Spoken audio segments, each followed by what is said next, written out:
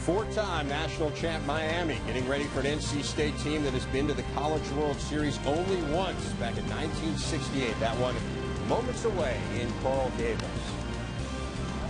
Hi, everybody. Dave Remsen in the studio with you alongside San Diego State coach Tony Gwynn, who you may also know as an 8-time National League batting champ. We'll hear from him in just a moment. First, we want to explain to you just where we are right now. We had 64 teams when this tournament started. We have whittled it down to 16. These are the regional winners playing in what is known as the Super Regionals. These are best 2 out of 3. The 8 winners that emerge from this series will go to the College World Series in Omaha. Here's the lineup of games we've got for you today. And Tony, which are the games that jump out at you? Well, for me, Baylor beating LSU, they're the only visiting team to win thus far. Stephen White threw 141 pitches for them in their victory. And Cal State Fullerton shutting down a real strong hitting team in Arizona State, beating them 5-1. So you got 4 teams with a chance to clinch today. You see a lot of games scheduled for the same time on the same network. If you don't end up with the game you want in your area, you can guarantee getting it for yourself by calling your local cable operator or satellite provider and ordering the game on pay-per-view. Real quick, you played this Miami team. What should we look for? This is a young team, and I think they're going to be they're going to be a little bit nervous, I'm sure, getting to this situation. But the guy you're going to see pitch today, J.D. Koffroff, is not an overpowering guy, but he's a guy that throws a whole lot of strikes. All righty, so that's what we're going to look for. This is a Miami team that had just 1 player drafted. That was in the 35th round 2 years ago when they won it all. They had 11 guys drafted. Out to Coral Gables after this.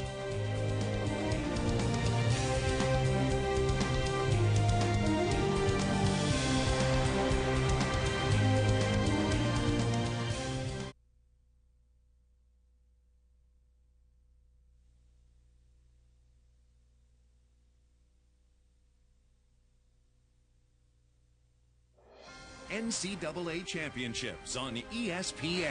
The Road to Omaha is brought to you by DirecTV, Coca-Cola, let's make it real, and 1010-987. No commitment. It's 3 cents a minute and 39 cents to connect. 1010-987. Welcome to Mark Stadium in Coral Gables, Florida on an overcast day. As we get set on the road to Omaha, the tradition of the University of Miami, the up-and-coming NC State Wolfpack. They battle. The winner goes to Nebraska. This afternoon, it's the North Carolina State Wolfpack, 45 victories this year, against the 8th-seeded Miami Hurricanes, a young team that has surprised some with 42 wins on the season. For the Wolfpack and their head coach, Elliot Avent. This is the lineup that they will face. Craig Minervini with Jeff Torborg. And Jeff, when you look at this lineup, it's a home run laden lineup for the pack this year.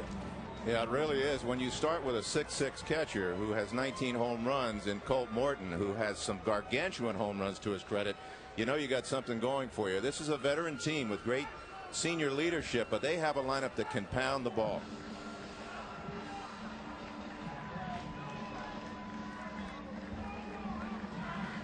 For the Canes defensively, well, the star of the show this year has been in center. Danny Figueroa's got outstanding speed. And also Ryan Braun is a tall shortstop, who's a good hitter as well for Miami. This is a good-looking club. They are very young, as Tony has mentioned. This is a club that I saw when I was managing the Marlins earlier this year. And they're a nice-looking team with good team speed. They play good team defense. They're a club that can run a little bit. Very interesting young team. The head coach of the University of Miami is Jim Morris, one of the most successful coaches in all of college baseball history. In his 10th year here at Miami, he's won 2 College World Series year after year. Hey, you can't win the big one, you keep getting there. Well, he won in '99, came back in 2001. The Canes have made 31 straight NCAA postseason appearances, and this is their 5th straight trip to the Super Regionals. The head coach for North Carolina State is the homegrown Elliot Avent. He's 45 years of age in his 7th season as the NC State head coach, and says this is the only job he ever wanted. This is his New York Yankees. Both of the coaches hail from North Carolina. Elliot about an hour east of Raleigh. Jeff, the starting pitcher for the Canes will be a lefty who will not blow you away on the radar gun, but he's very impressive. J.D. Koffroff.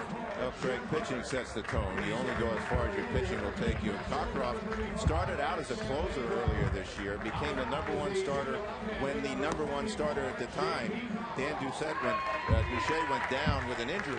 Now, Cockcroft is a big left-hander. He's a 6'2", 200 pounds, but as you say, he's not a blower. What they call him is an aggressive finesse pitcher.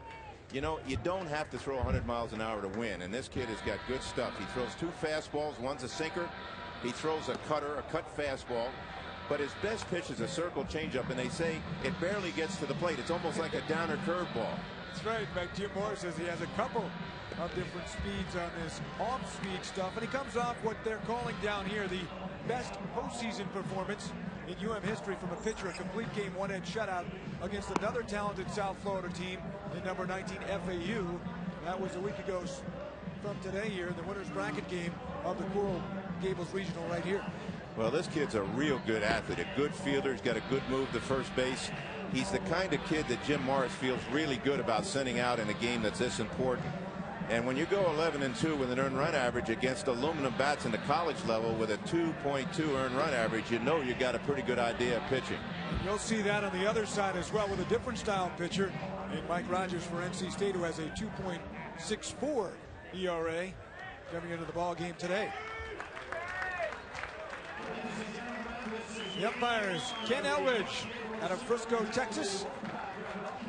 Call balls and strikes. David Buck, Kevin Doherty, Gus Rodriguez call all the action.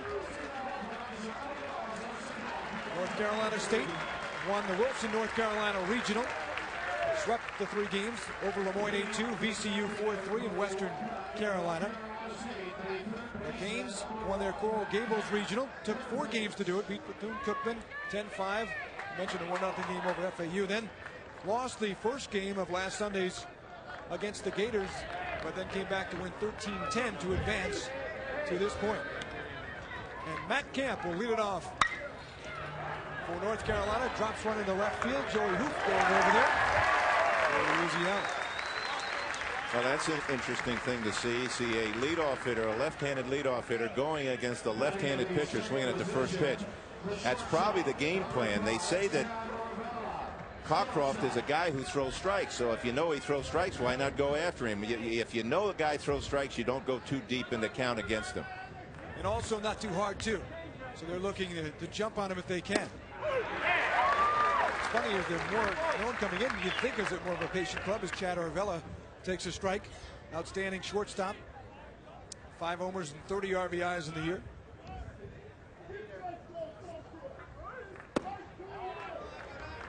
And a 1-1 count on Chad. Well, you can see by that pitch exactly the way Cockcroft pitches. He's like Tom Glavine or Mark Redmond up with the Marlins. He keeps the ball away, sinks the ball away, throws changeups away, and shows the ball in occasionally. Here's a look at that slow off-speed stuff from J.T. Cockcroft for the strike.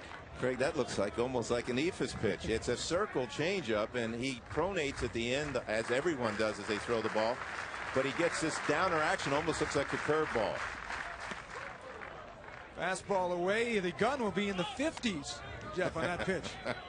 Well, it doesn't matter what the gun reads. You know, if you keep the hitters off balance, sometimes young pitchers get the feeling that when they get in trouble, they have to throw harder. Well, in this case, this kid throws easier, and sometimes that works. Now, you're going to see the North Carolina State batters climb up on the plate a little bit. Grounded foul. Count stays at 2-2. For an example, Chad Arvella right now, the shortstop, hitting for the Wolfpack, has his right foot almost on home plate. And what they're going to try to do is make the left-hander, who has good action away from right-hand hitters, elevate the ball a little bit.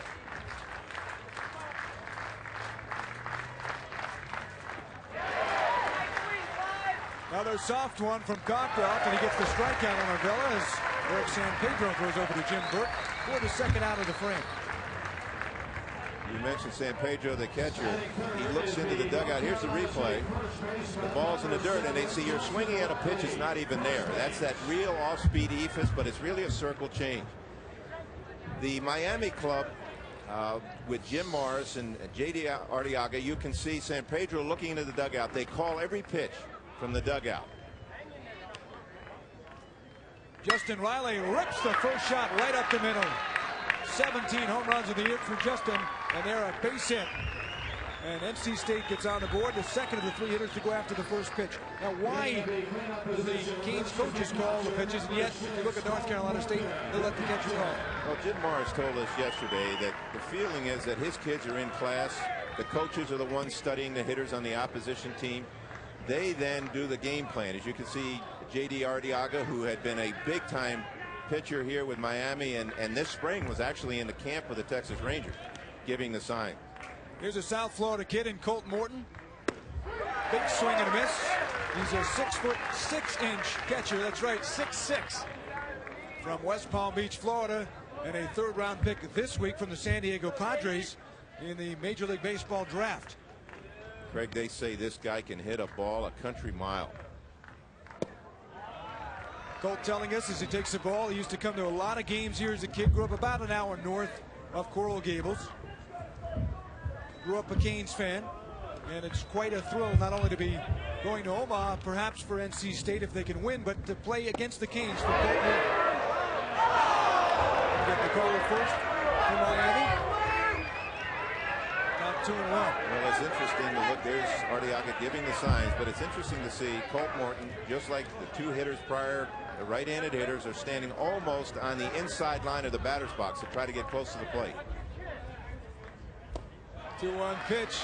That missed. 3-1. Colt was telling us that when they arrived here in South Florida, Jeff, the guys were, as soon as they came off the plane, said, how could you live in this weather? And I'm sweating already. So they've been giving it to Colt. It's a muggy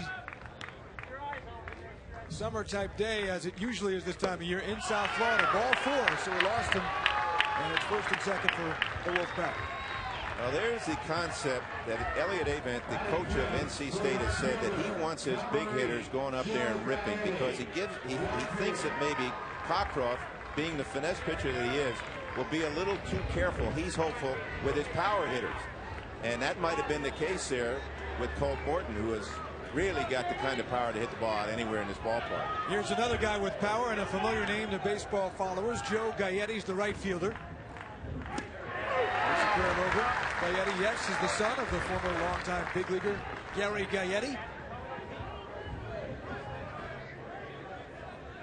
14 home runs in the year, one of 4 double-digit home run guys for Elliott Avent's club. Pickoff play.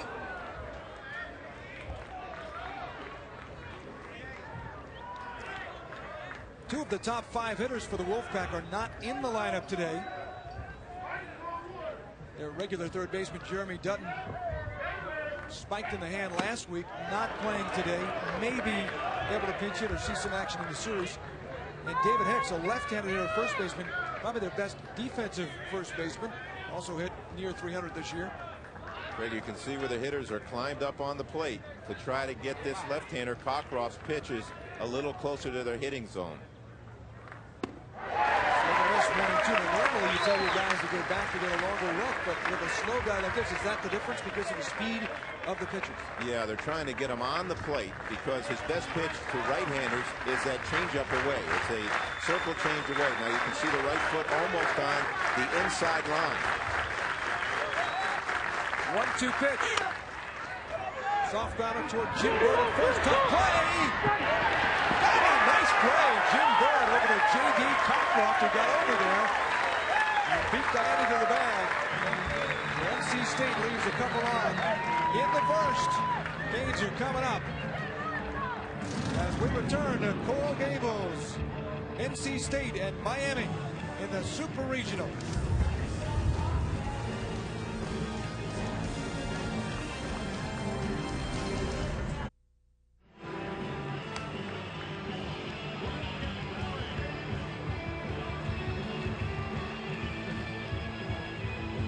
We're back at Coral Gables. The NC State Wolfpack leaving 2 aboard, getting their first hit of the game at the top of the first. The Canes will come up for the first time in the ball game. And here's the lineup that the Wolfpack will face. And you look at the Hurricanes, a club that is a young club, it developed well this year, and they've got some power and pop throughout the lineup. Yeah, they really do. Their number 3 and 4 hitters are the 2 hitters that are in double figures with home runs. They're their power hitters. Ryan Braun, a freshman, has had an outstanding year. Led this club in batting average, home runs, RBIs, slugging percentage. Really done a heck of a job. And Jim Burt, the real strong first baseman, has the ability to hit home runs as well, right in the middle of their order. Here's their pitcher for the Wolfpack, Michael Rogers, 20 years of age. He is a outstanding redshirt freshman. Yeah, he got hurt last year. The reason he's a redshirt freshman, he got hit in the leg last year and broke his leg. But this kid's got good stuff. Two-seam sinker baller, real hard curve, occasional split finger changeup. Little different than Cockcroft. Obviously, he's right-handed, but he's more of a power pitcher. Pitched just 6 starts last year due to that injury, 3-2, 3.63, but really found himself with a terrific summer. Among the Cape Cod leaders in wins in ERA, 5-1, 1.82, and then had this outstanding season this year for NC State. Danny Figueroa, the leadoff hitter for Miami, the speedy center fielder. Craig, he's the guy that makes this club go at the front end of the order. 335 this year with 39 stolen bases. That threat of a stolen base can change the rest of the approach to the rest of the lineup when you get a guy on who can run the way Figueroa can. He gets on base a variety of ways. Not only his 73 hits, which was tied for second on the team, but he also was hit by a pitch 17 times this year. We're talking 57 games. Nearly 1 out of every 3 games. That's second highest in school history. 1-1 pitches inside, 2-1. Well, there's a reason why he gets hit. You can see where he's standing in the batter's box. His right foot is almost behind the plate. He's about as close to the plate as you can get.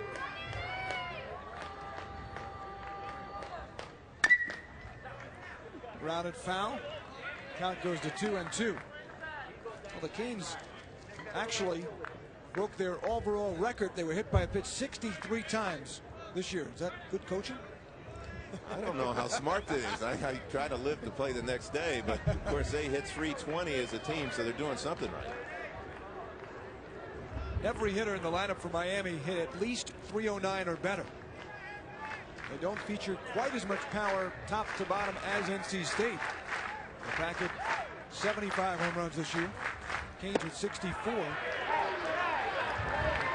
But they may be able to spread it out a little more, whereas NC State really centered on those 4 big power guys.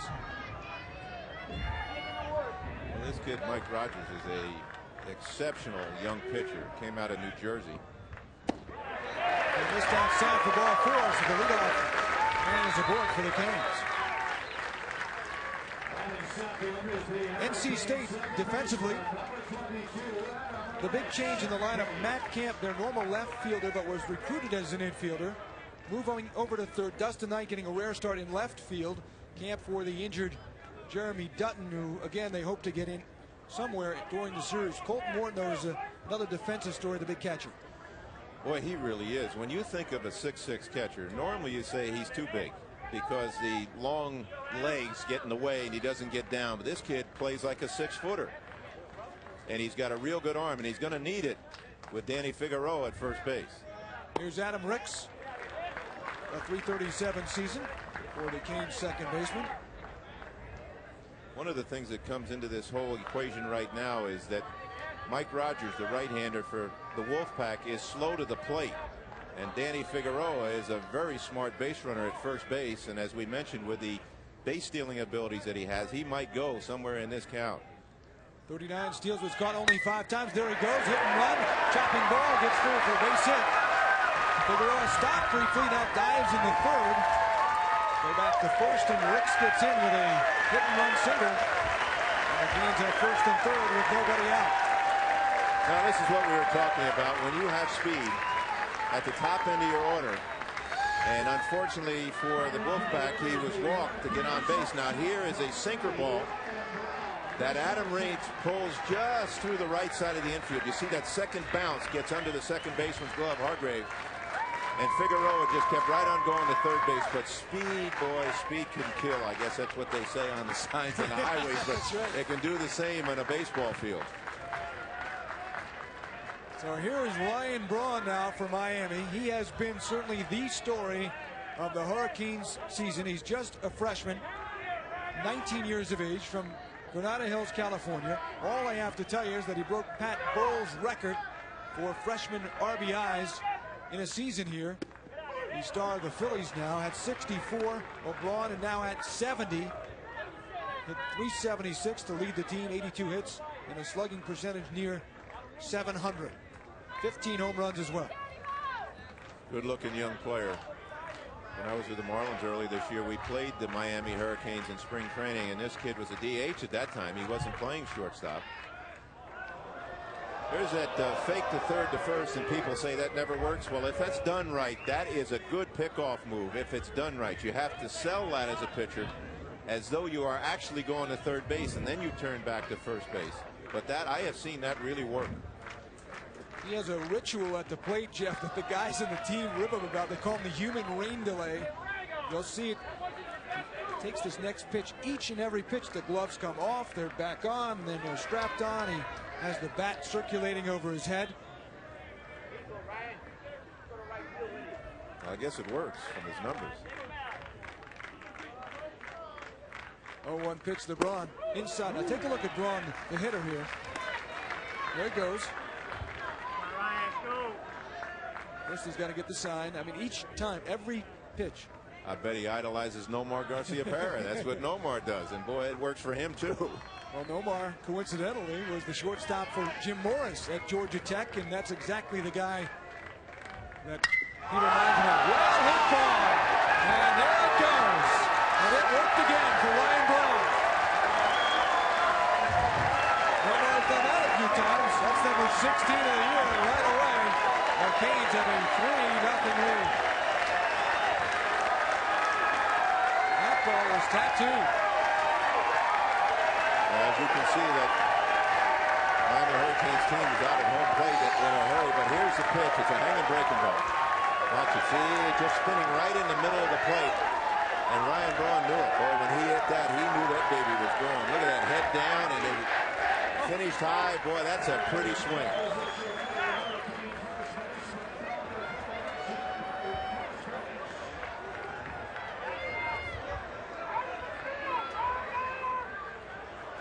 Celebrating with his team.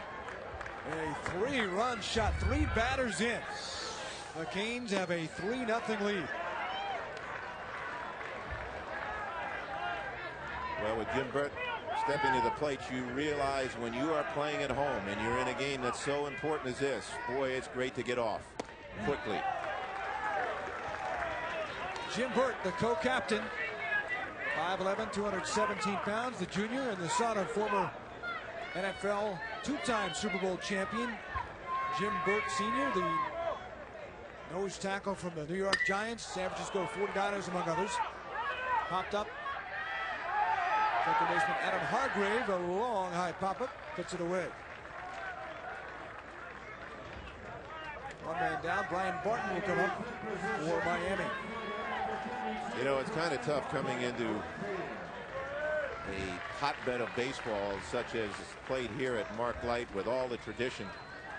Elliot Avent yesterday, the head coach of North Carolina State, was asked, how does it feel to come in and play against the tradition? He said, we're not playing tradition. We're playing against the 2003 edition. Well, they are behind immediately. Brian Barton rips one left field. Dustin Knight going back to play. It goes off the wall. Barton can run really well. And we were going with a stand-up double. The Los Angeles, California product. There's a transfer from Loyola Marymount and came over here as a walk-on. Boy, this kid has got good athleticism. You can see this ball is out over the plate. He gets extension, keeps his head down, and he hits a screaming line drive that almost went out of the ballpark.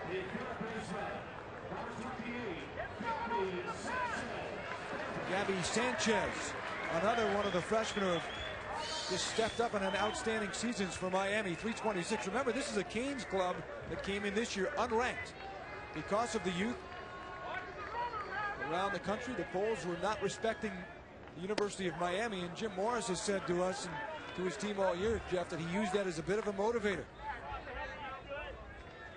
Well, this is a good-looking club. Now, Jim, of course, has had all sorts of teams, and he's tailored his game to the kind of players he's had, but this is a young, aggressive team. Pitch outside, 1 ball and 1 strike. But initially we said one of the keys to this whole inning was walking of Danny Figueroa. Now, Mike Rogers is a good young pitcher. He missed with a 2-2 pitch. Just missed, and then he walked the leadoff hitter, and then wham, he's in deep trouble. Gabby Sanchez with the drive to center. Mark Maynard. Martin is going to give it a look. No, he is going to go to third. Here's the play at third. No throw. Doesn't get through. And Barton gets all the way to third on some heads-up base running.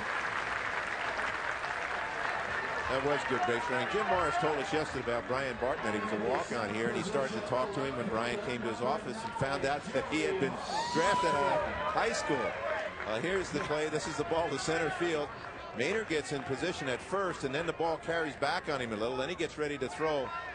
But Barton makes a nice job of taking the extra base here. That is very nice base running.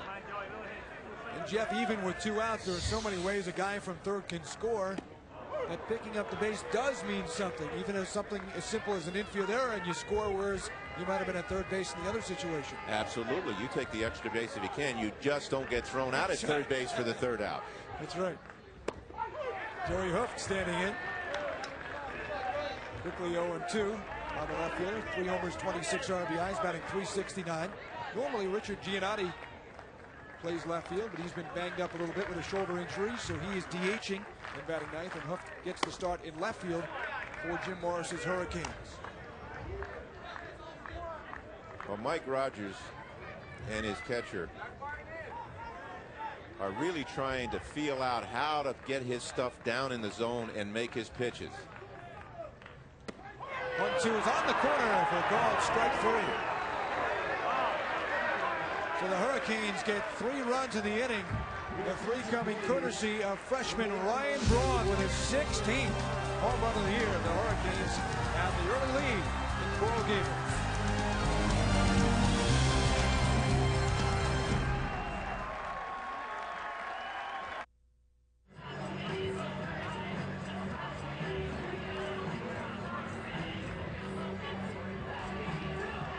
Welcome back to the Super Regional from Coral Gables, Florida. The Canes of Miami, the 8th seeded Miami Hurricanes, leading North Carolina State 3-0. Craig Minervini with former Major League manager Jeff Tilton, and longtime national broadcaster as well. Good to be with you, and thanks for joining us, everybody. We're off to a 3-0 start for Miami. North Carolina State. Funny when you look at this matchup, and if you just hear the names of the teams as Dustin Knight steps in for NC State, you kind of think it's a Davey Goliath type matchup. Remove that from your thought. NC State, in fact, comes in here ranked nationally 9th, one higher than the University of Miami. Line drive, base hit. Part of the reason is some good hitting. Dustin Knight showed getting a chance, bobble a bit in center field, and they also having one of their better seasons in their history.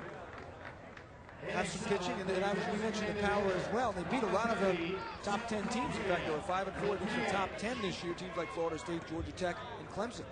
Now, their coach is an aggressive coach. In fact, putting Dustin Knight in the lineup was a hunch of his, thinking that the kind of hitter that he was or is, that he would be able to handle a soft left-hander such as Cockcroft. And sure enough, he gets a base hit to center. Knight only hit 197 in his limited playing duty, 17 starts. Tim Cofield getting the start, but in 28 games this year for NC State. Slow. Oh, that ball never gets there. That's that split finger that looks like a curveball. That's actually a change. I shouldn't say a split finger, a circle change that never gets there. And it looks like a curveball. I think that's a gravity pitch. You saw 61 miles per hour. And then all of a sudden the 80 looks a lot faster than 81, doesn't it? Sure does. That's the name of the game when you're pitching, is try to keep the hitters off balance. As we mentioned earlier, it doesn't have to be 95 to 100. It could be a variety of like 80 and 60 and 80 and where you locate the ball. Got that 20 mile per hour difference. It's sort of a magic number. And sometimes, as we said, it's in the 50s. 2 balls and 2 strikes on Cofield. So normally for Elliott Avent, he'd have Jeremy Dutton and Hicks in the lineup and guys like Knight and Cofield not in the lineup. As Jeff mentioned, with the matchups and injuries, Knight and Cofield get the start here in a huge game for NC State in their history. 17th appearance in the NCAA tournament overall. Excuse me, Craig. There's a pitch to the inside. Now this is what we see out of good left-handed pitchers. who had the best stuff in their repertoire, is away to right-handers, but he came in with his pitch. Here's the pitch. After having pitched away, he was able to throw this cutter low and in. And see, what he's doing is changing the vision for the hitters. He gives them the balls on the outside, which would be a sinker and a changeup, and then he throws a cutter low and in.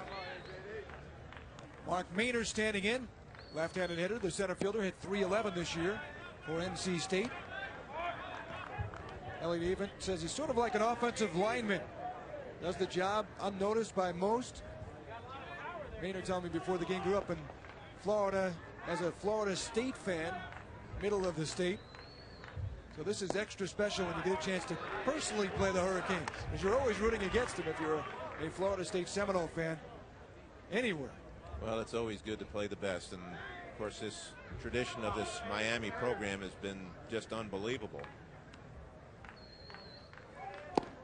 Takes one outside. He's never homered in 307 at-bats with the Wolfpack. Well, I was interested to see how Cockcroft now, after he's going through so many right-handers, how he would face a left-hander. Now, he faced the first left-hander leading off the game, and he hit the first pitch to left field. But oftentimes, pitchers such as Cockcroft, who live on the outside part of the plate, basically to right-handers, have a little trouble when they face left-handers.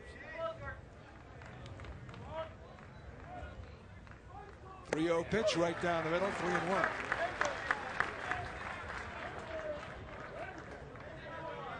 It's got to be, Jeff, particularly frustrating when a guy throwing 81, 82, and then 60 gets you out. Just because of your pride. But that's baseball. Chopping ball hit at Adam Ricks. Over to Ryan Braun for one. Not in time for the double play. Now, this was a slow hit ball. If they'd ever turned this double play, it had been really something, because Maynard can run, and he's a left-hander, so he gets a step out of the box quicker. But Braun almost was able to turn this ball. Now, here's the pitch, and you'll see it's a chopper, slowly hit. Maynard took a little time getting out of the box. But Ricks gives a good feed. Here comes Braun across and almost gets him. Dave Buck with the call at first base. As you look at Ryan Braun, who had the 3-run homer in the bottom of the first inning. Adam Hargrave, the number 9 hitter for NC State, a .240 hitter with a homer and 28 RBIs. Adam's a guy they stumbled upon when looking and recruiting shortstop Chad Orvella out in Washington. Community college player. Chad Orvella out of Columbia Basin Community College was playing in a tournament against Adam Hargrave in his Tacoma Community College. Orvella was the guy Elliot Avent and his staff had really had their eye on. And they watched Hargrave, and that happens sometimes. You go to look at one guy and all of a sudden somebody else pops at you. They call the NWAC JUCO tournament out in Washington. That's how they got Hargrave.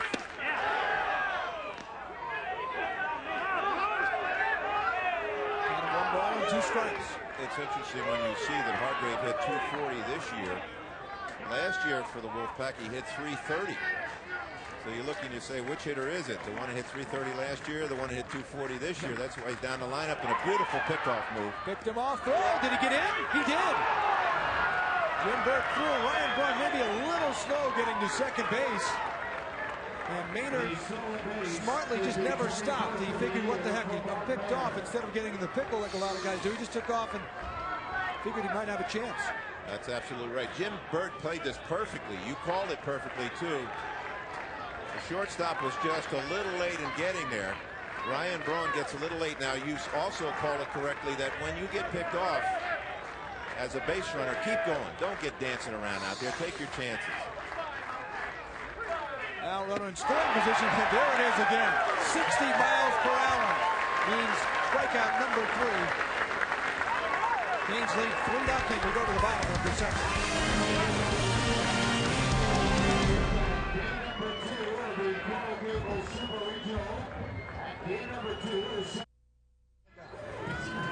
We can look at that right up top.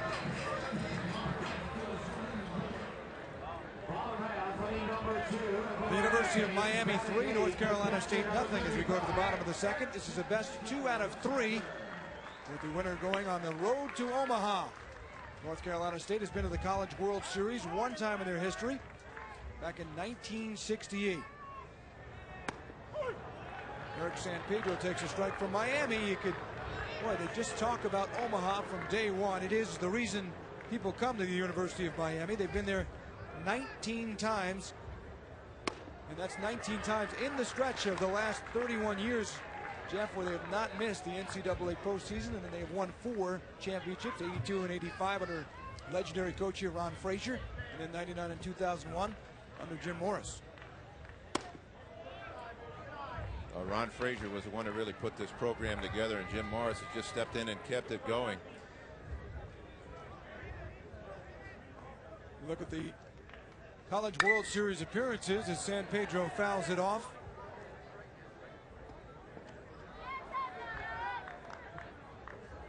Texas, 5 championships. How about Southern California, 12 championships? And it's unique because now, because of things like ESPN and national television coverage of college baseball, guys from California are not necessarily sitting in California. The Canes have, what, 4, 5 players from California that have caught the games, got enamored with the program, and made the long trek over here. Guys like Brian Barton, swing and a miss to San Pedro. Guys like Ryan Braun, their star shortstop. Absolutely. Jim Morris told us yesterday that's what's so great about being on ESPN today and national broadcast, because or telecast, I should say. He said because he recruits nationally. He's able to go around the country. Well, I remember those Rod Dado teams at SC that were so good at University of Southern California in the 50s and the 60s. Richard Giannotti, the number 9 hitter, takes the ball. In fact, Jeff, 40%, 4 of the 10 starters, including the DH for Miami, are from the state of California. Including the starting pitcher. You're right. That's right. Yes.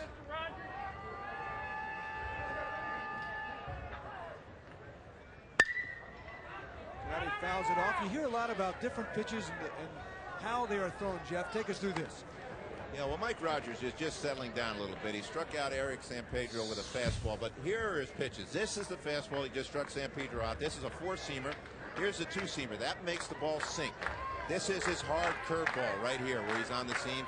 And this is a semi-circle changeup because his index finger and thumb don't touch together. That's what you really think of with a circle change.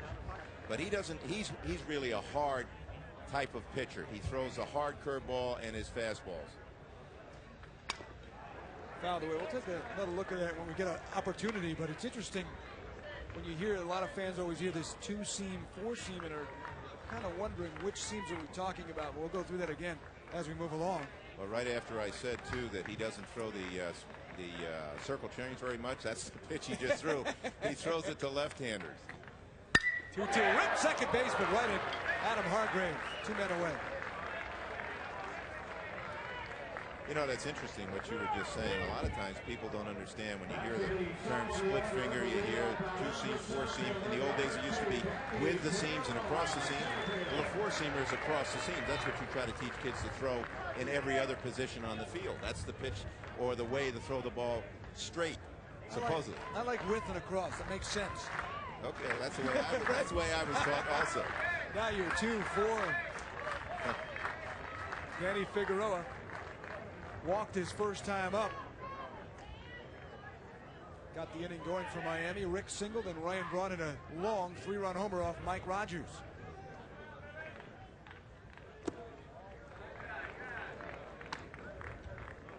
You know, when you talk about grips for pitchers, as pitchers mature, they're able to make the ball dance just by changing the grips just a little bit. That ball's grounded foul. 1 ball and a strike. When people talk about a cross-seamer or 4-seamer, that usually has a riding effect with a backspin. And then when you throw a curveball, you get on those 4 seams as well, but it's the other way. It spins down. It spins over. Back down to third. It's going to go foul. Picked up by Matt Kemp. You mentioned Figueroa. He's a classic leadoff hitter because he can get on base so many different ways. Led the team in walks. We mentioned the hit by pitches. Hits, bunts. Well, the speed that he has makes the third baseman have to play up on him, and he almost, if this ball stays on the line here, it's going to be a bang-bang play. But he's a good bunter in the sense that you notice where that was. It was along the line. His feeling was bunting for that base hit. He's either going to put it on the line or goes foul. He's not going to take a chance of getting it out near the pitcher. Now, Matt Kemp has got to play up close. when he has fewer than 2 strikes. Now with 2 strikes, of course, he can move back. Swing and a miss. Good inning for Mike Rogers. 2 strikeouts in the frame. And NC State will go to the 3rd, trailing by 3.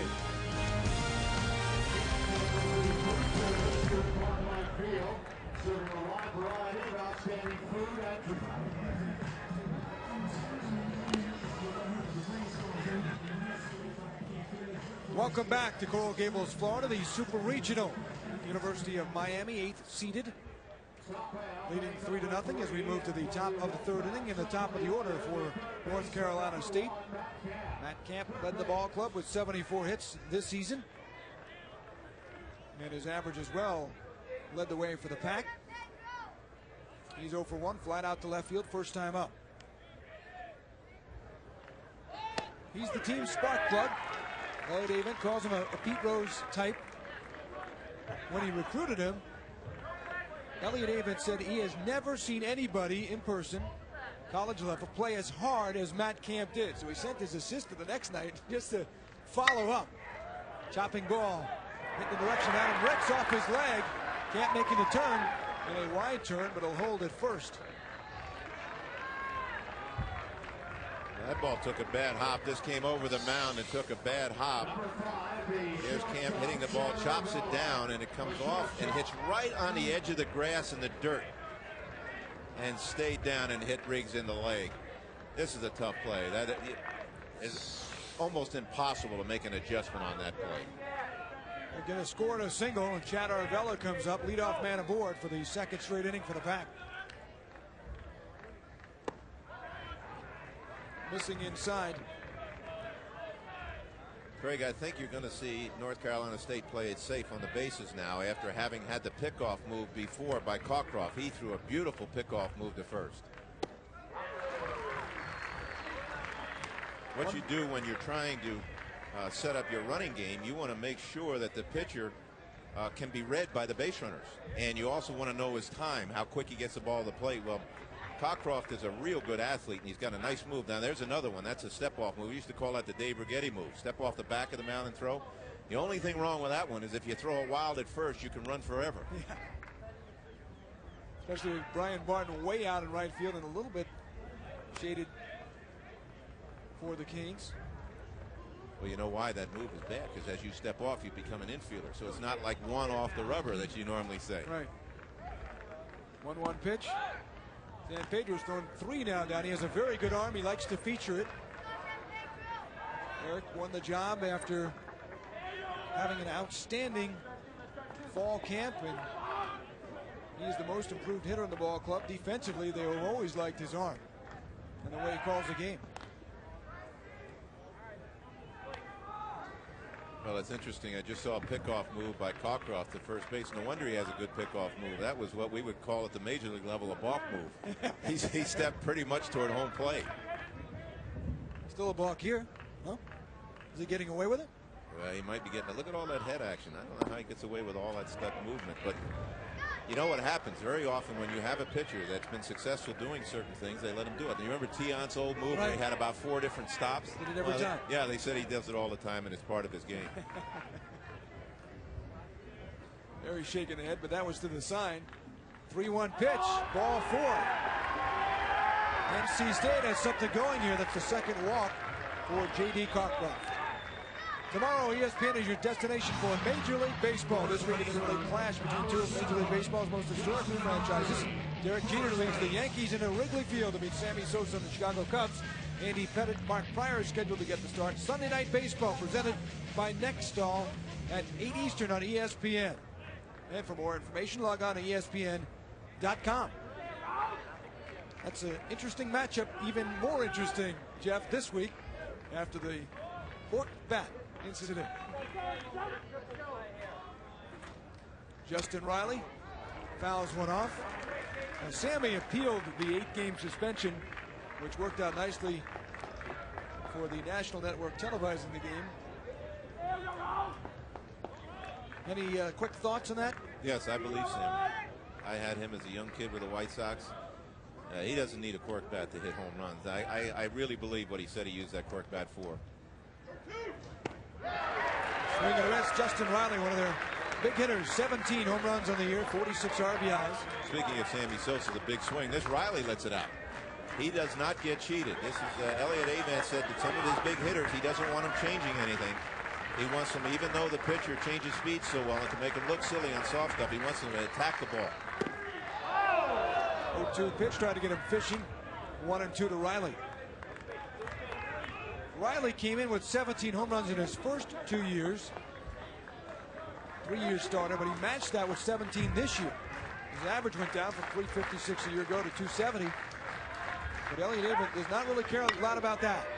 Up the middle, Braun took it a little bit rough off the hand, and NC State's going to get on the board. So a couple of tough fielding plays for the Canes, but probably plays that at least Braun thought he should have made there. And NC State very much alive here. It's 3-1. Greg, I wonder if, because it rained here early this morning, whether this field's a little rough. Now watch this ball. This takes a funny hop on the dirt. See it come up? If you've had to work on the field a couple times, here's the runner scoring. If you've had to work on the field a couple times, and they had to put the tarp on just before the game and took it off, the field can be a little rough. This field drains very well, but we've seen 2 tough hops. The one before the last one was off the grass. Now we can understand that. There's always a lip on the grass and the dirt. That one hit a clog of dirt and bounced off of Ryan Braun. Not that you expect either one, but you'd have to say that was even tougher because on the dirt at last second, it just hopped up on Braun. They're going to score an error on Ryan Braun. And you just don't always get that nice true hop. You'd like it to come that way.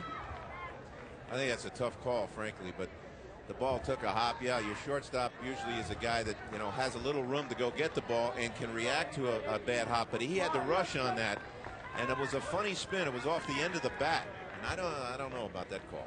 First and third for the big hitting Colton Morton. 19 home runs in the season to lead the way for the Pack.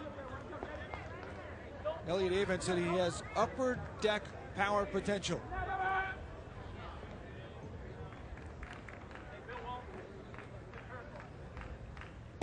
I don't know if that means cumulus clouds potential here. There is no upper deck here at Marklight. Well, there is on a garage over here, a parking garage, but they say this kid hit one 500 feet in the regional in North Carolina.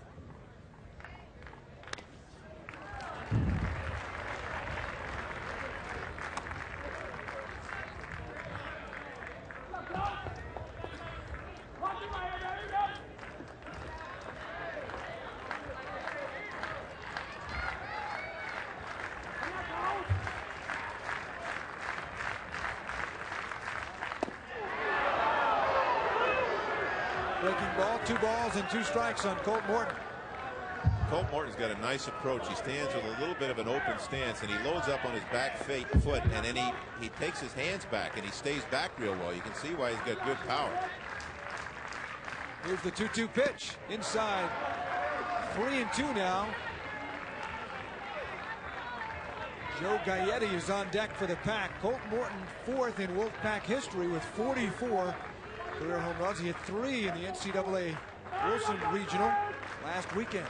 You wonder if they'll run here. Soft tapper. Pop-up takes a look at third. Nicely done. Can they get 2? Here comes the runner. Let's go! They got him! Oh! He said out and then he moved safe. He did. I'll tell you what, this is a good call by the umpire, the second part of it. He got between his legs. This, at first he was calling him out, but then he realized that he got between his legs to score the run. Orvella slides right between St. Pedro's legs. Safe at first. Here's the throw. How do you call him out, though? He made a mistake. He made a mistake, but he got it right. He got it right on the second call. Watch how the foot is before the tag. That's a good call by the umpires. I'll tell you what, I love to see it when the umpires go. Even though he looked a little bad making the initial call, he got it right.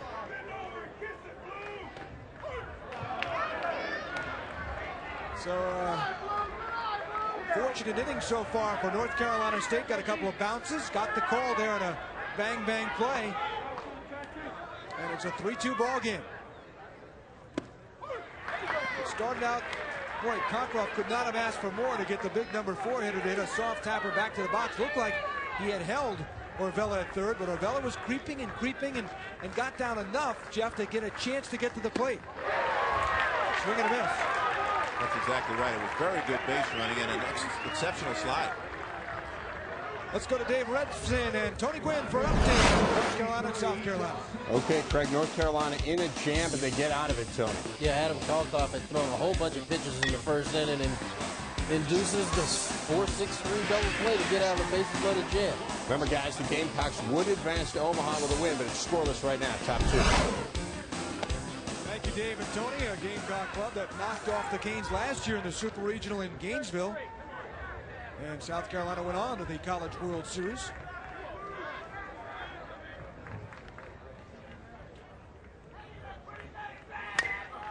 Ground ball hit to third base. Bit of a tough hop for Gabby Sanchez, who has it, fires wide, and it's an error on Gabby Sanchez. This field is definitely a little rough. I don't know whether the spin's coming off the bat funny because Cockcroft has them all off balance. But see how they took that long hop, and Gabby Sanchez had trouble getting hold of the ball. I think he got a palm ball, and that ball slid across the infield, and Jim Burt had to come off the base. Working hard. Come on. You gotta get 6 out. Cool down. Let's go.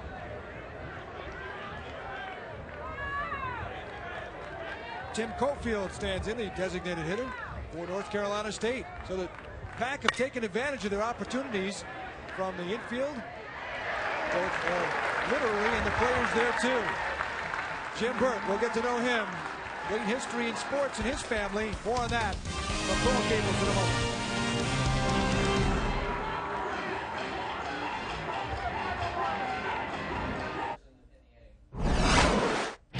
LSU needed to win 2 in a row after losing to Baylor yesterday. Good start for the Tigers here, Tony. Yeah, to put a run on the board early in the game, in a game they know they must win.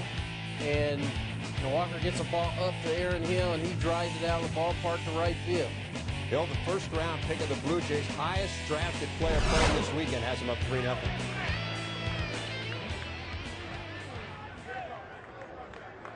Thank you, Dave and Tony. Here at the University of Miami, leading North Carolina State 3-2. A wacky inning for North Carolina State. 7 men came to the plate. No ball left the infield. 2 errors, couple of crazy hops, crazy call in terms of looked out, then safe. You intend good call. I want another look at that at some point, but it was a good way of manufacturing for NC State, and it was great base running by Orvella to kind of creep along there and give himself a shot to get to the plate, make it a 1-run ball game as Adam Ricks stands in here.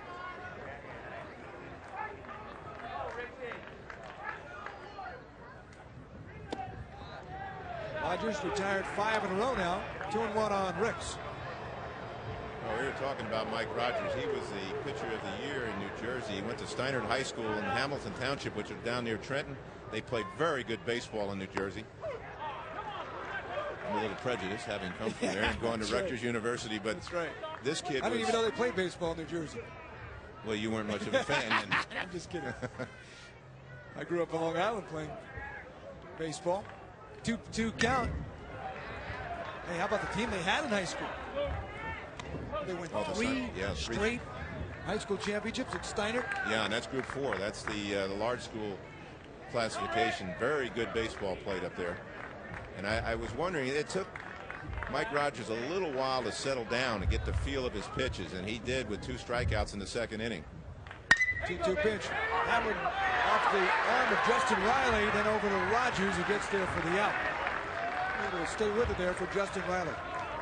We have not seen a ball not take a bad hop yet into the infield. There was another one. Well, back in the first inning, Jeff, what did you think of this swing? Oh. I tell you, that's a beautiful swing. That's the kind you use in your backyard when you're playing wiffle ball. You get that ball down and finish high, like Charlie Lau used to say, and that ball just rocketed out of here. That one goes not in the neighbor's lawn, but 2 houses down. Yes. Freshman up to 16. Here's that routine we talked about in between every pitch. Jim Morris says a lot of the young little Miami fans here come around and imitate him. Crack up Jim Morris, but he said, I'm just glad I don't have 9 guys doing it. Well, when when you think about a young kid, he came from California. He's only 19 years of age, coming into one of the best programs in the country. And to be the leading hitter in 3 categories, this kid is a very talented player. You know, he reminds me a little bit in build. It's Robin Yount. Robin Yount at 19 was in the big leagues. Broke the school record back in his California high school with 25 home runs in his career there. His team won the city championship at Dodger Stadium. Justin Riley at first. Make that 7 straight now for Mike Rogers. First baseman, number 4, Jim Burke. First base. Here's Jim Burke from Miami. 10 home runs and 39 RBIs in the year. Popped up to second base his first time up. Jim used to have a long piece of hair coming out of the back of that helmet. Then he changed it to what they call a mullet look, I guess. Wanted to get it trimmed for the playoffs here, Jeff. He had his teammate Brian Newman do a little, little tweezer and took off a little too much. So all of a sudden he wound up with a full haircut. Well, this is a real strong kid. Obviously, his dad was so strong, but this kid is strong. Makes a strike. Very excited this week to be picked 35th round by the Toronto Blue Jays. Now, guys like this, automatically, Jeff, they just fight the size factor, do they not? 5'10". I mean, you have to woo them somehow. And a lot of times these days, it's the 6'2". Those guys jump at you, and these guys have to scrap their way in. But that's the Burt. That's what being a Burt is all about. And even Jim Morris says on this level, he has been an overachiever. Football mentality and an outstanding baseball player. Well, you can see by his build, he's really built well. He weighs 217, even though he's only 5'11", but he's one of those unique guys. He throws left-handed and hits right-handed. Ricky Henderson type. But this kid, you know, you give a guy like this, he's a sleeper. He's so strong. Takes the 3-1 pitch, but drives it in the air to center. Mark Maynard. Another 1-2-3 inning for Mike Rogers, who is certainly settling down, retiring 8 in a row for the Wolfpack, who trail now by just a run.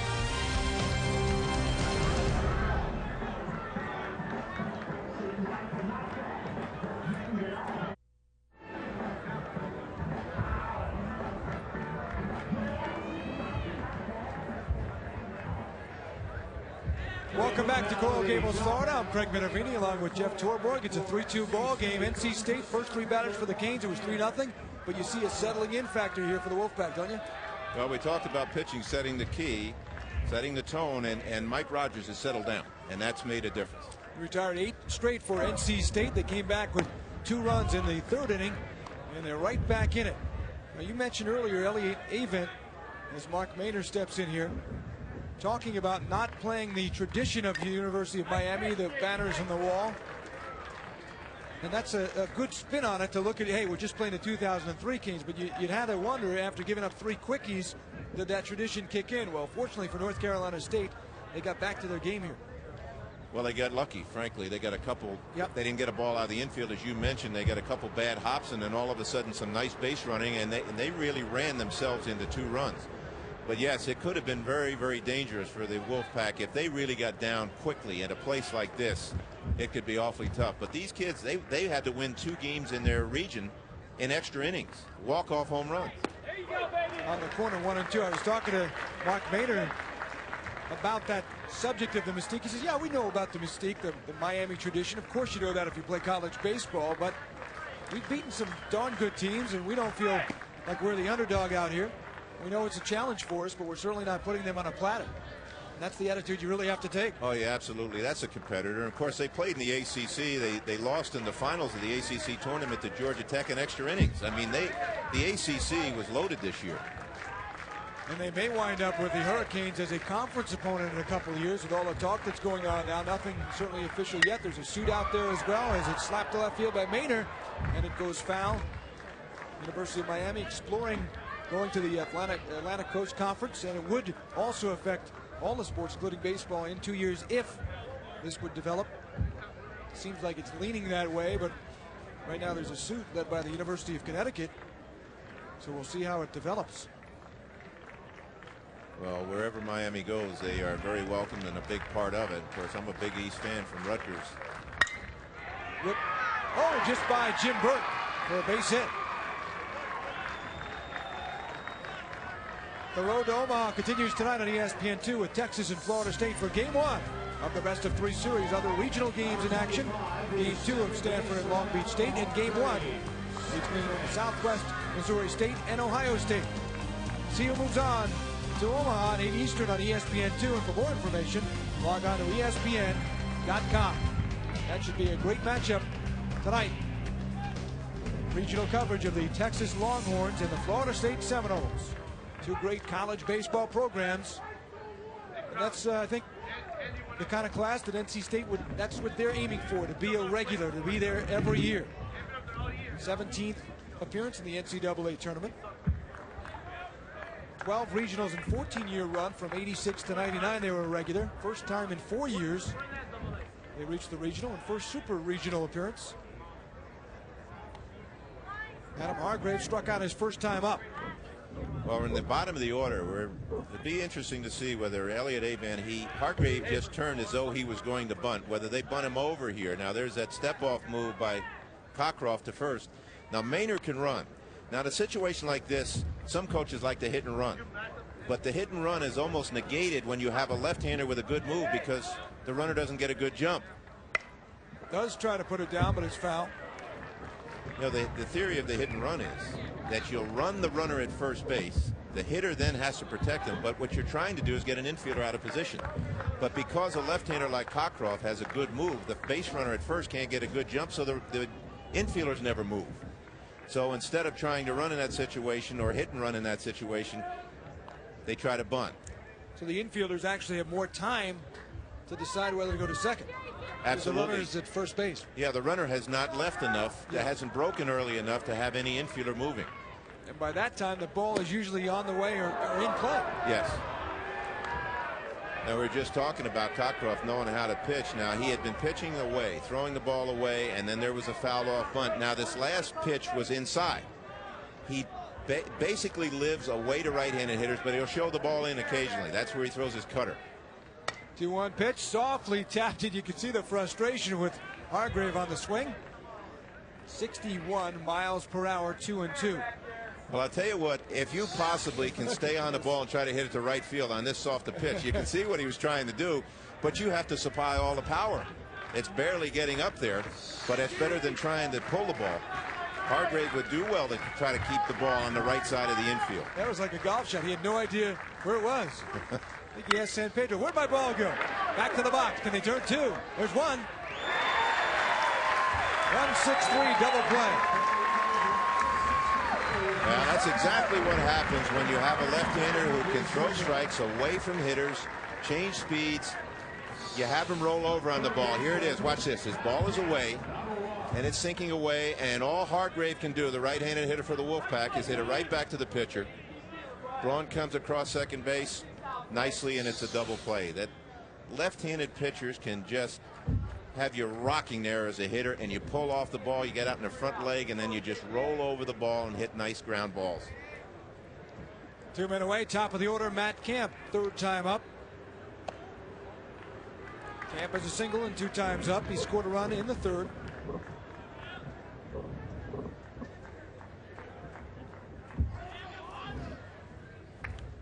Joseph Dean Cockcroft, 20 years of age. As Jeff mentioned, was the team's closer. He's on the academic honor roll here at the University of Miami. And Jim Morris felt he was the best guy mentally, not just with the stuff, to be the Friday night pitcher. Slap to left field, just foul. And in the world of college baseball, that is the key. The Friday night, the ace pitcher, you always match up with the ace guaranteed. And he felt that he had the stuff, not only physically, but most importantly, really mentally, to handle that #1 role.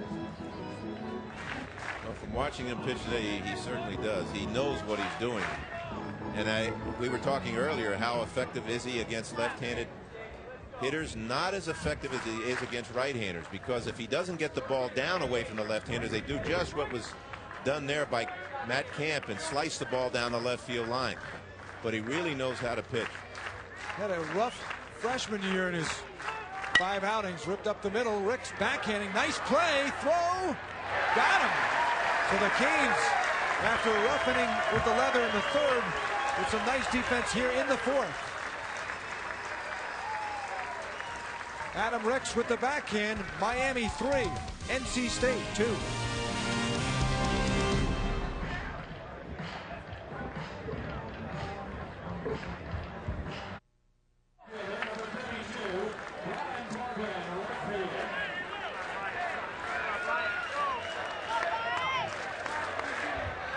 Bottom of the 4th inning at the Super Regional. The University of Miami leading North Carolina State by the score of 3-2.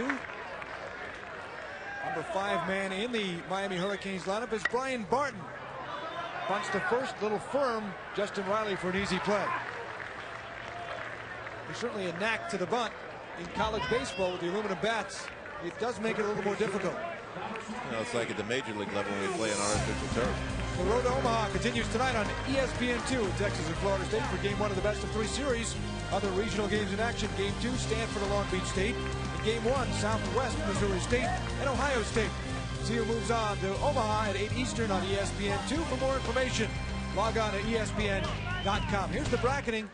We'll get back to that for the road to Omaha. Omaha's Gabby Sanchez steps in. Texas and Florida State.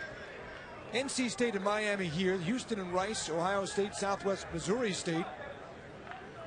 This year a format change, and I think a very good format change. The final championship series, once they get down to the final 8 to Omaha, they'll bracket them, double elimination. They'll get down to 2 teams, and they'll play best 2 out of 3. Yeah, I like that too. Gabby Sanchez taking 1 ball and 2 strikes. That means one pitcher can't dominate, you know, that final game necessarily, set the whole thing up to try to get an ace pitcher in there. This way you've got to have a little depth.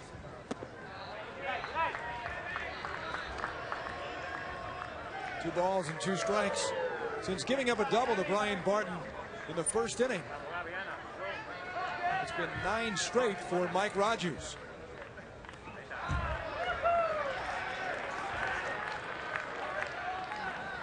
Rogers has struck out 3 men in the game. He's only walked the first hitter he faced. He gave up a walk, a single, and a 3-run homer. First 3 hitters. Welcome to the Super Regional. Good fastball there to get Gabby Sanchez. Let's go back to Dave Revson and Tony Gwynn in the studio. Thanks a lot, Craig. The Gamecocks 1 win away from Omaha. The Tar Heels, a very scrappy team, though. We see it right here, Tony. Yeah, Ryan Blake singles up the middle. And Sean Farrell, the base runner, cuts to the inside, makes a great slide at the plate to score. He had reached on a bunt single, then Wes Moyer, who homered yesterday, comes through down the line. 2-0, North Carolina, yes. Thanks, guys. Joey Hooft standing in. Of course, Tony Gwynn's San Diego State Aztecs came into town. Had a chance to play against Miami earlier this season. It was back in February 21st, 2nd, and 3rd. There were some tough games. The Canes won all 3 games in the series, 6-3, 4-1, and 6-3. But there were some tough games against Tony Gwynn's team, and I know a lot of respect not only for the skipper, but also his son, who's an outstanding player as well, and drafted very high this past week. Joey Hooft. Well, Tony Gwynn is such a credit to baseball, and that I'm so glad to see him going to a college situation because he can help so many young kids. I watched that series on television down here in South Florida, and Tony's team was leading that first game.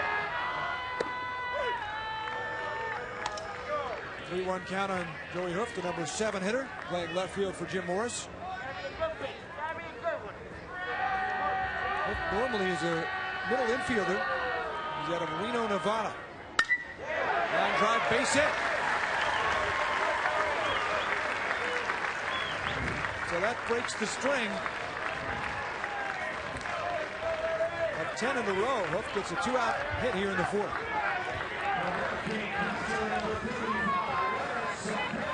Eric San Pedro will stand in.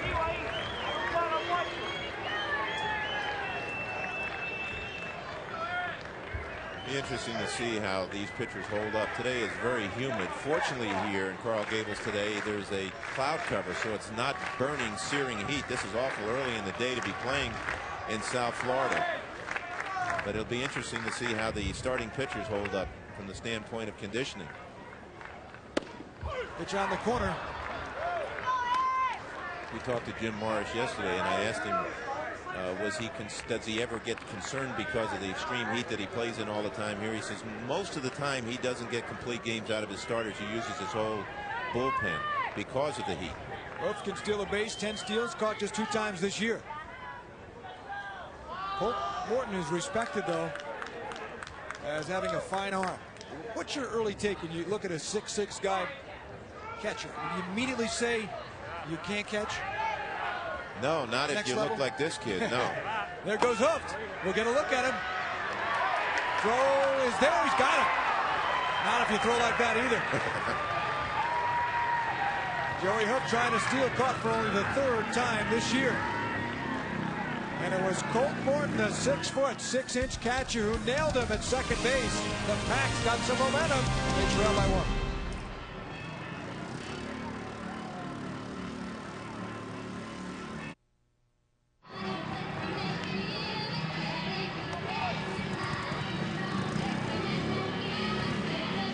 He is 6', 6 inches, 227 pounds. They told him, you can't play catcher, you're too big. Well, tell that to Colt Morton. Growing up, there's been many times when people have told me that I can't catch because I'm so tall. They're like, you know, you're too tall. You need to move to first base. And if I'm walking down the street or if I see somebody that, you know, yeah, I'm a baseball player. What position do you play? Oh, yeah, they think I'm a pitcher or maybe a first base or things like that. And being able to tell them to catch, everybody's response is always like, oh my gosh, are you serious? And, you know, even people that are around the game of baseball, they tell me, you know, you should be at first base, you know, because, you know, you're a good hitter, but you're too tall to catch. A 3-year catcher, maybe proving you can be 6'6" and catch. Oh boy, on that replay, he had very quick feet. Plus, what he's done is that he is the captain of the defense. He has done everything out here behind the plate, called every pitch for 3 years. Chad Arvella taking a ball. He is 0 for 1 with a walk, scored a run in the 3rd inning for NC State.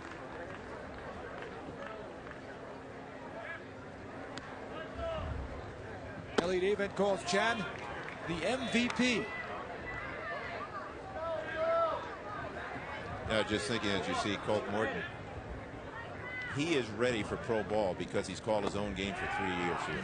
He is ready for it because what happens so often, and I can understand why college coaches, and as Jim Morris told us yesterday, do call a lot of pitches for their catchers. But I think it takes the catcher a long time in professional baseball to get the feel of calling the game when they've never been able to do it themselves. 3-0 pitch way outside. He walks on 4 pitches. And Jim Morris was saying, and people who follow college baseball know this very well, that is the norm. Most of the time, the coaches in college baseball will call, and often it's usually the pitching coach, call every pitch. Yes. It's the oddity that a guy like Colt Morton or the NC State program allows their catcher to call the game. Well, of course, Jim Morris said, too, a lot of times, especially in the programs he's at, his catchers don't stay around real long. And there's J.D. Arteaga, the pitching coach, giving all the signs. But their catchers don't stay around long enough to get that comfortable with a pitching staff. Sometimes every year. Yes. They switch the backstop. Justin Riley is the hitter for NC State. Well, you got to be a smart catcher to get those signs. Holy smoke, they're so fast. Pitch gets away. San Pedro keeps it in front of him, but won't have a play on the very smart running Chad Arvella. We saw that earlier as well. He reacts so quickly. This is what you do at the major league level, the college level, the high school level, whatever. You work on balls in the dirt and reacting. Here is a pitch that's in the dirt. The ball is blocked and gets a little bit away, but great reaction by Chad Arvella. I know there's a coach for the Florida Marlins named Jeff Cox would be jumping up and down right now because that's what is his baby and he believes in it, and I do too. I think it wins games. And it's, if you don't have the decision immediately, in fact, planted in your head years before practically, you can't get there. You have to do it split second. You have to anticipate. You anticipate the ball going into the dirt. You look at the angle of it coming out of the pitcher's hand. You saw San Pedro looked up to throw, but because Arvella got such a good jump, there was no play. 2-1. Ripped. Just foul. Now, I don't know whether it's me just watching, but all of a sudden, Cockcroft looks like he's struggling a little bit with his command. Everything seems to be up. JD had been a command pitcher. Now he walks the first man. And of course, in his last start, he pitched a one-hitter, a 9-inning one-hitter against a real good ball club. Florida Atlantic is a good team. Now you can see what he's done in 4+ innings. This inning, he is not locating. Big Colt Morton is on deck for the Pack. 2-2 pitch. You're going to have to throw to get the strikeout, and he does complete the strikeout. So a big strikeout there, huh? Excuse me, Craig. You can see on that pitch that wasn't a strike. Now, if you are selective as a hitter, which is easy to say sitting up here, you try to elevate a pitcher like Cockcroft, or any pitcher for that matter. You don't try. You try to stay away from anything that starts down, because it usually goes farther down. And that ball was basically in the dirt. Here he is, Colt Morton, 0 for 1 on a walk. Featured that big arm last inning, rips it up the middle, base hit. Orvella, good speed, coming around. Figueroa's throw to the plate, not nearly in time. RBI hit for Colt Morton. We are tied up 3-3.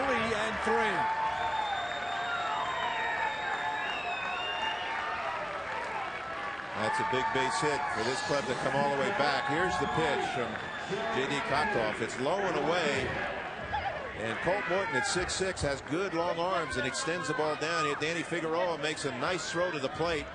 It's a bang-bang play at the plate. As you can see, runners in the college level can slide for the plate. They cannot crash into the catcher unless they're heading for the plate.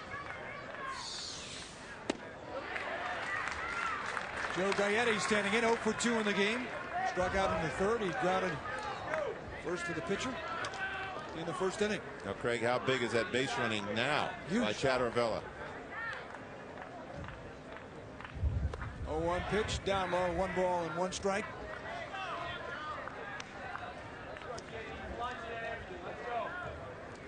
Colt Morton was telling me he was a little disappointed at first that the University of Miami did not recruit him. Being a South Florida kid growing up in West Palm Beach, about an hour north. Good hitting, Joe Gaetti, base hit the other way. Moves Morton up to second base. First hit of the game for Gaetti. The Pack now have 6 hits. They've had at least a hit, Jeff, in every inning. Well, the balls that they're hitting are a little bit elevated. They're not down where J.D. Cockcroft really has to live to be successful. Colt Morton's a good-looking player, boy. 6'6" catcher. I can see why he was drafted so high. Big-time power, extension when he hits, throws well. Dustin Knight takes that change over for a strike. Knight is 1 for 2, getting a start. A 197 hitter in the time coming into this game. 28 games.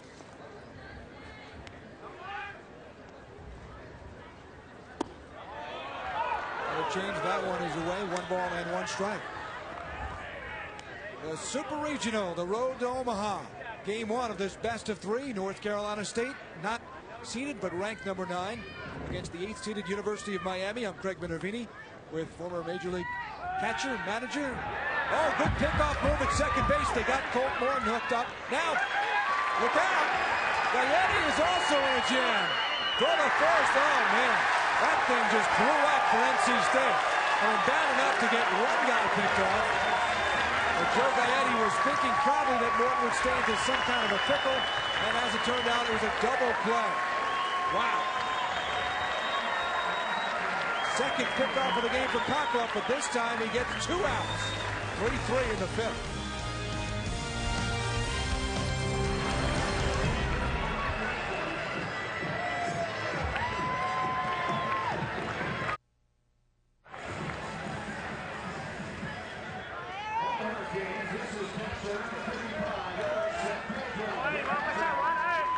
Back in Miami, interesting ball game. Game 1 of this best of 3. North Carolina State trailing 3-0 early. It's come back to tie it 3-3, but had a double pickoff there in the top of the 5th inning, spoiling the 1-out, 2-on situation for the Pack. They had the momentum. We'll see if the Canes now can grab the Moog back off the defensive play. matter what, certainly you've got to call it a borderline type move. Getting away with it again, the pitcher to Cockcroft to second base. Now, we know he's a good athlete. He's also very tricky. We talked earlier that on his pickoff move to first base, he was almost balking. He didn't step toward first. Well, now that was an inside pickoff move to second base. I don't think he ever got his foot around behind the rubber. 1-1 pitch, swing and a miss by San Pedro. However, it worked. So maybe you teach that. You don't complain when it works.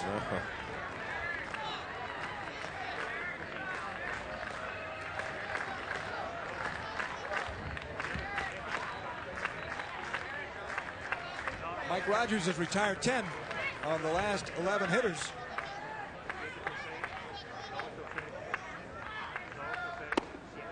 Just missed the corner. 2 balls and 2 strikes. Rogers, second team All ACC. His first win came in the season opener against Elon College. Ground ball to third. Matt Camp makes the play. Elon College happens to be the same school that Mr. Jim Morris went to. Matriculated from. 1 man away. Richard Giannotti will bat for Miami.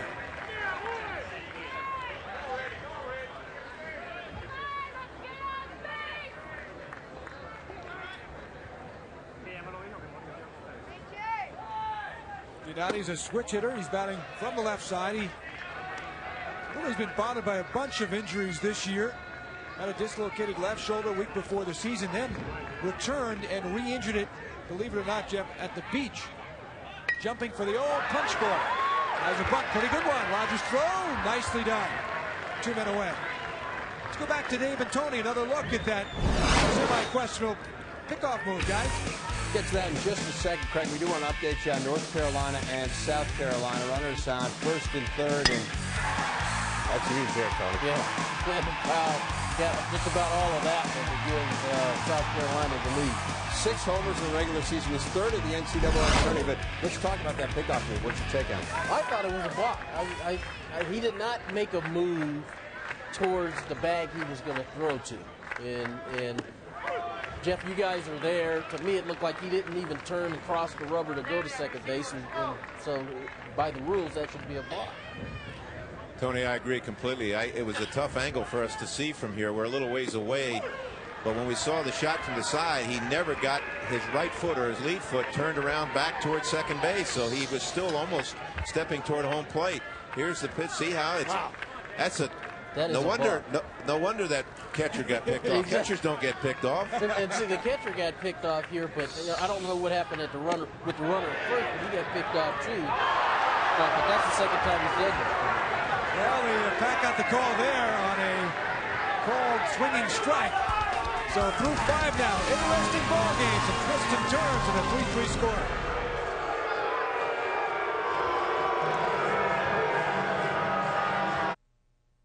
Yeah.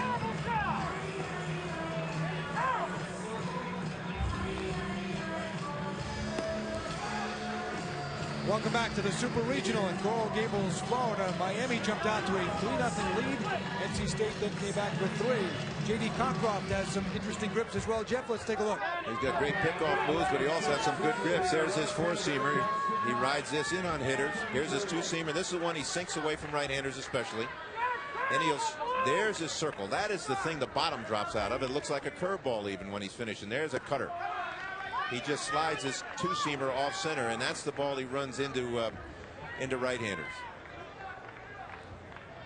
When you look at his changeup grip, is it the classic changeup grip, or is it different? There's a shot by Dustin Knight, who's really come through, getting the start for Elliott Avent, and he has a 2 for 3 day.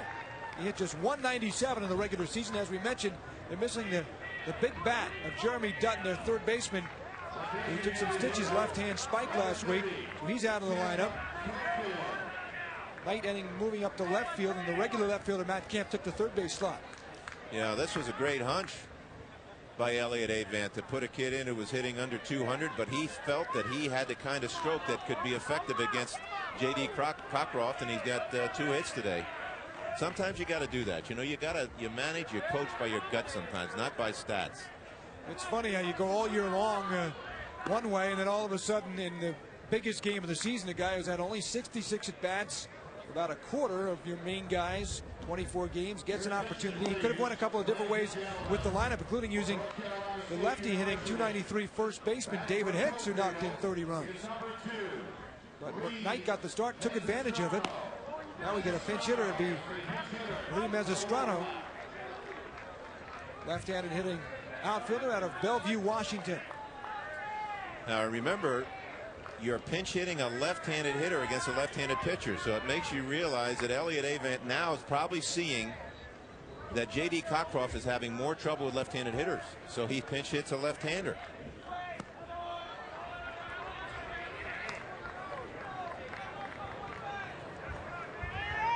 Let's see, Camp's the left-handed hitter. He has got 1 out of 3 in the game.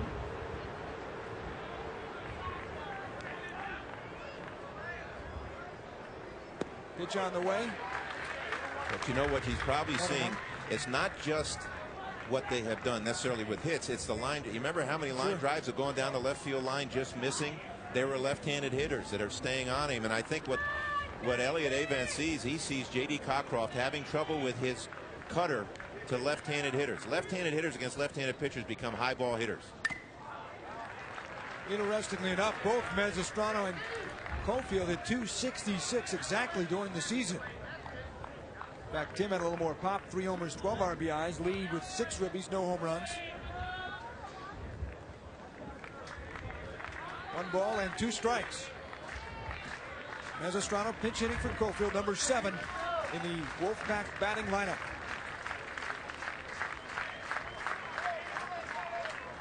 NC State has had their leadoff runner on in all of the last 4 innings.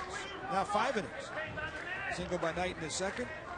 Single by Camp in the third. Single by Maynor in the fourth. Walk by Orvella in the fifth. Now it's leadoff single by Knight here in the sixth. 2 of those have scored. Well, there's that slider we were talking about, or cutter. Actually, it's a cutter. It's not a slider. They took the slider away from him and went to a cutter, which is really it's a true slider. It's a fastball that you just cut a little bit because he can command it more, but he's missing with that, and it's elevated. 2-2 pitch way outside. It's a full count now on Mazestrano. Now here is a coach, a head coach at the college level or manager. You say, okay, do we run the runner at first base in this situation? The question is, can the runner get a jump on a left-hander who's got an outstanding pickoff move? Doesn't run him, foul back. And as we mentioned a couple times, J.D. Cockcroft really knows how to pitch, but he's also got some of the trickiest pickoff moves we've seen in a while. Borderline would be saying it nicely. Elliott Avent wondering a little bit about those moves. That one, no problem. 3 runs, 7 hits, no errors for NC State. 3-4-2 is the line for the University of Miami. But NC State showing themselves to be more than scrappy. And Mazestrano is aboard first and second, nobody out.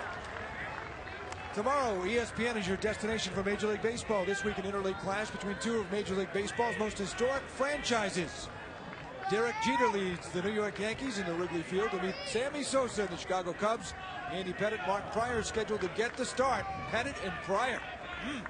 Sunday Night Baseball presented by Nextel at 8 Eastern on ESPN. For more information, log on to ESPN.com. First meeting since, I think I heard, way back in the 30s. Last World Series matchup.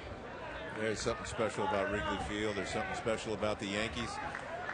And our congratulations to Derek Jeter, a captain, named captain of the Yankees. Boy, that's something special. Well, as you know from having coached there for so many years under Billy Martin, what a special honor that is to be the captain. Spent 10 years there and had some great captains ahead of him, and it is a special honor. And we are in a situation here now that bullpen is up for Miami because J.D. Cockcroft has given up a base hit and a walk, and that's pretty good coaching, boy. Elliott Avent to put a left-handed hitter in against the left-handers. He's seen enough of his right-handed hitters against J.D. Cockcroft because his best pitches are out and effectively away from right-handers. So Mark Maynor's 1 for 2. Takes one outside. Maynard's a good hitter. Hit .311 this year. No homers, 29 RBIs, and he has a 2-0 hitters count. See, what he's really done by putting the left-handers in there against him is that he's taken away his best pitch. And now you can see he's getting behind the count because on the outside part to a left-hander, he has a different pitch. High chopper, base hit. Dustin Knight rounding third. Will not test Brian Barton's arm. Bases loaded, nobody out. 2 hits now for Maynard, and 8 hits for the North Carolina State Wolfpack. And J.D. Arteaga, the pitching coach, is out to talk with his pitcher. Now here's a pitch right in the middle of the plate. And this field must be rock hard because everything has taken tremendous bounces. That ball took a big hop and it ended up in right field. Barton has a terrific arm. This kid's a heck of an athlete. Jim Morris said he might be the best athlete in their club. 6'3", big rangy outfielder. They weren't taking any chances. So the Hurricanes are in a jam here with 3 aboard and nobody out. High pitch total so far for Cockcroft, 98 through 5+ innings. Do we have to talk about pitch count? Sorry. Talk about pitch count all season. Sorry about that, Skip. But it is a gauge. It does guide you as to where you are in the pitcher's repertoire and how many bullets he has left in his arm on a particular day. Let the fans around the nation in. It's been an issue with all the major league teams, and certainly an issue with the team that Jeff managed, the Florida Marlins. Adam Hargrave standing in, 0 for 2. And it's outside, it's 1-0. Now somebody might say, yell in the fans, among the fans, and say, oh, it's a squeeze. You don't squeeze with the bases loaded and none out.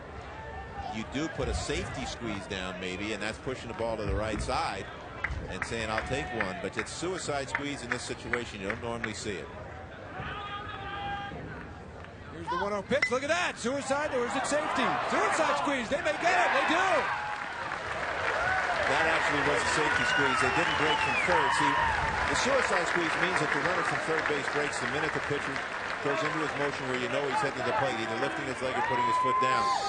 And the runner at third didn't get much of a jump. This is a safety squeeze where he's trying to get this past the pitcher in order to move the runners up and also maybe steal a run. Here it is again. You see the runner at third doesn't break right away. That is not a suicide squeeze there. That's the difference in the two. And he's waiting for the bat contact. He's got to make the ball be bunted and placed on the ground, yes.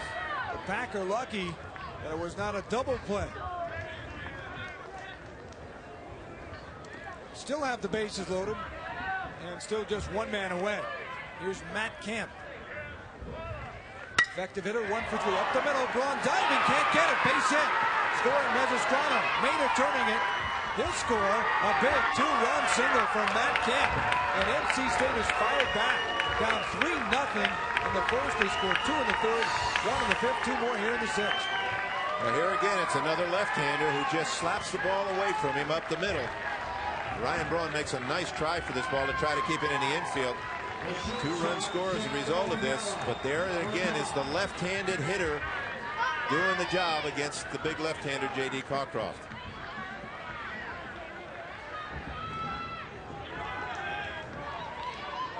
Chad Orvella standing in. He's 0 for 1, but he's walked twice and scored 2 of the Pack's 5 runs.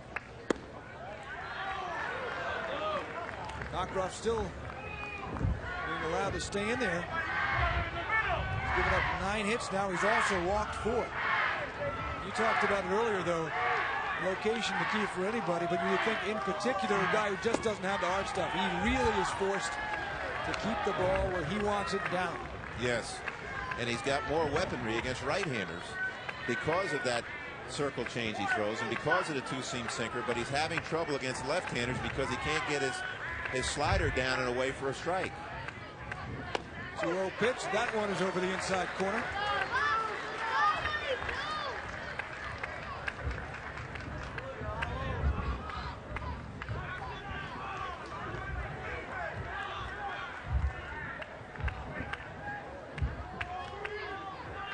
Two-one pitch. Right back to the box. Cockcroft goes to third base. Dropped at third base by Sanchez. That's error number 3 for the University of Miami. That looked like it'd be an easy double play type ball. At least certainly one guaranteed out. Maybe Cockcroft thought he couldn't get the double play, and that made him throw over to third base. Well, that's possible because you've got a good base runner here in the hitter. He can run, but see, he didn't position his feet right. He was looking like his feet were positioned to throw to second base, and then he throws to third, and then Gabby Sanchez looks away from this ball. It was almost a sinker to third base. He kind of pulled his head off the ball just a little bit.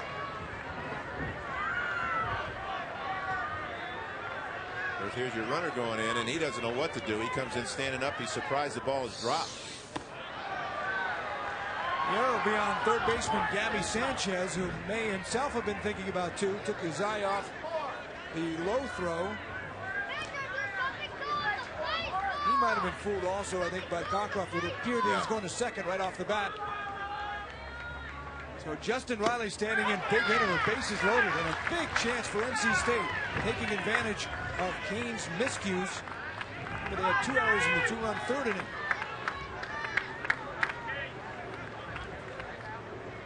You're right, Craig. I think Gabby Sanchez might have gotten really fooled because J.D. Cockcroft turned and spun as though we were throwing to second.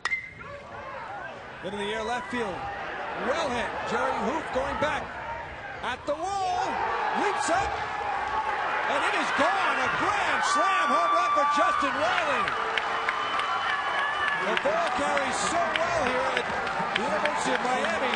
Riley did not know if it was gone off the bat, but Hoof went right back to the wall and could not get it. A towering shot in terms of a high in the air there, Jeff, but it kept going.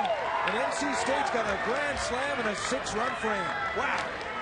Greg, I can't believe that ball went out of here. I know the aluminum bat is said to hit the ball farther. I know the wind's blowing a little to the left. It's a off-speed pitch that's hanging, and Riley's real strong, but that's a pop-up to left field, and that goes out of here.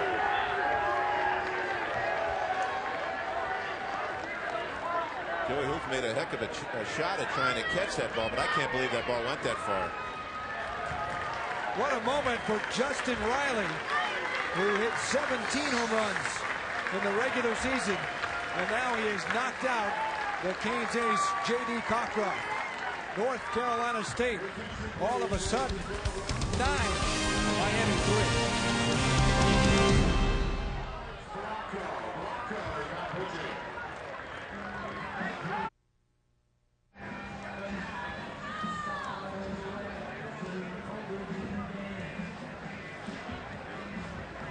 Well, at one point, North Carolina State trailed 3-0, but they have come back, highlighted by the grand slam by Justin Riley, a ball that just kept carrying and carrying, and carried out J.D. Cockcroft from the mound. His last start, a one-hit shutout against the Florida Atlantic University Owls in the regional last weekend here. Today, 5 1/3, 10 hits, 9 runs, 4 walks. Colt Morton stands in against Alex Blanco. Good pitcher for Miami in his 12th appearance of the year.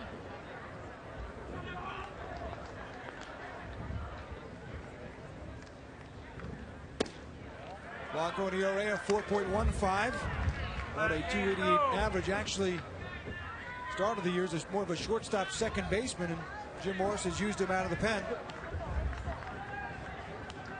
He's done a pretty nice job for Jim pitching. You see a little of that at the college level where a guy might be a position player and also goes into pitch. Chad Orvella for NC State can be the closer for him sometimes. Normally your shortstop has a pretty darn good arm, so might take advantage of him on the mound. Jeff, how impressed are you with this Wolfpack team that heard about the tradition from all the press people setting up the matchup? A lot of the questions were aimed in that direction. They trail 3 batters in to the bottom of the first, 3-zip. And it's, whoa, here's the Canes up close and personal. And they have come back. Now, you also have to look at the Miami defense, obviously, with the 3 errors. Several unearned runs. We'll see how that pans out. The road to Omaha continues tonight on ESPN2 with Texas and Florida State for Game 1 of the best of 3 on the regional games in action. Game 2 of Stanford and Long Beach State. Game 1, Southwest Missouri State and Ohio State. CU moves on to Omaha at 8 Eastern on ESPN2. For more information, log on to ESPN.com. So Morton's aboard on the walk, but the Pack have answered nicely, and they have settled in. They really have, and I think it's an excellent coaching job by Elliot Avant. You know, he was telling me before the game he doesn't work on matchups very often, but he had changed the lineup just a little bit today. He had to because of some of the injuries. Losing Jeremy Dutton hurt, but then he pinch hits a left-hander against a left-hander, and it works for him. So he had seen something from the visiting dugout.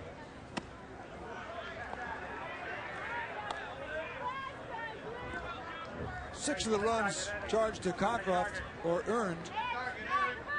More action in the Hurricanes bullpen. Andrew Cohn is loosening up. I beg your pardon, Andrew Lane, the left-hander.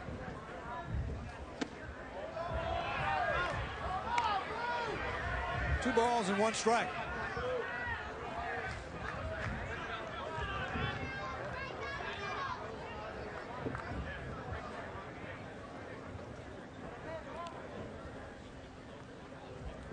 Joe Gaetti with a big swing.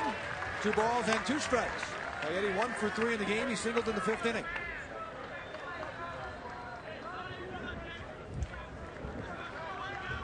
NC State scoring 2 in the 3rd. Both of those runs were unearned. Those by Ryan Braun and Gabby Sanchez, his first of the game. That one is on the corner. For strike 3. One more in the 5th inning on the base hit by Morton, and then they've exploded here with 6 runs in the 6th. The big hits, the 2-run single by Matt Camp, and Justin Riley with the grand slam. However, while statistically only one of the runs is unearned in this inning, the Canes could have been out of the inning potentially if they got the double play in that. Or Bellaball. I agree. Question that either way, but I mean that's a huge play in this ballgame. I really believe that the big impact here is the poor defense by the Hurricanes. I really think that they let NC State back in the game when the first 2 runs are scored, and of course this big inning kept it going. You can't give extra outs in an inning. And Craig, I'll say something. Watching college games and watching that home run go out of here, the grand slam, this game might be far from over offensively. You're right about that. 1-1 on Dustin Knight. Fly ball center field. That's an easy one for Danny Figueroa. And the inning finally ends for Miami, but it was a good one for North Carolina State, sending 10 men to the plate. And Justin Riley sent that ball out of Mark Light Stadium. A grand slam in the Super Regional as NC State on top by 6.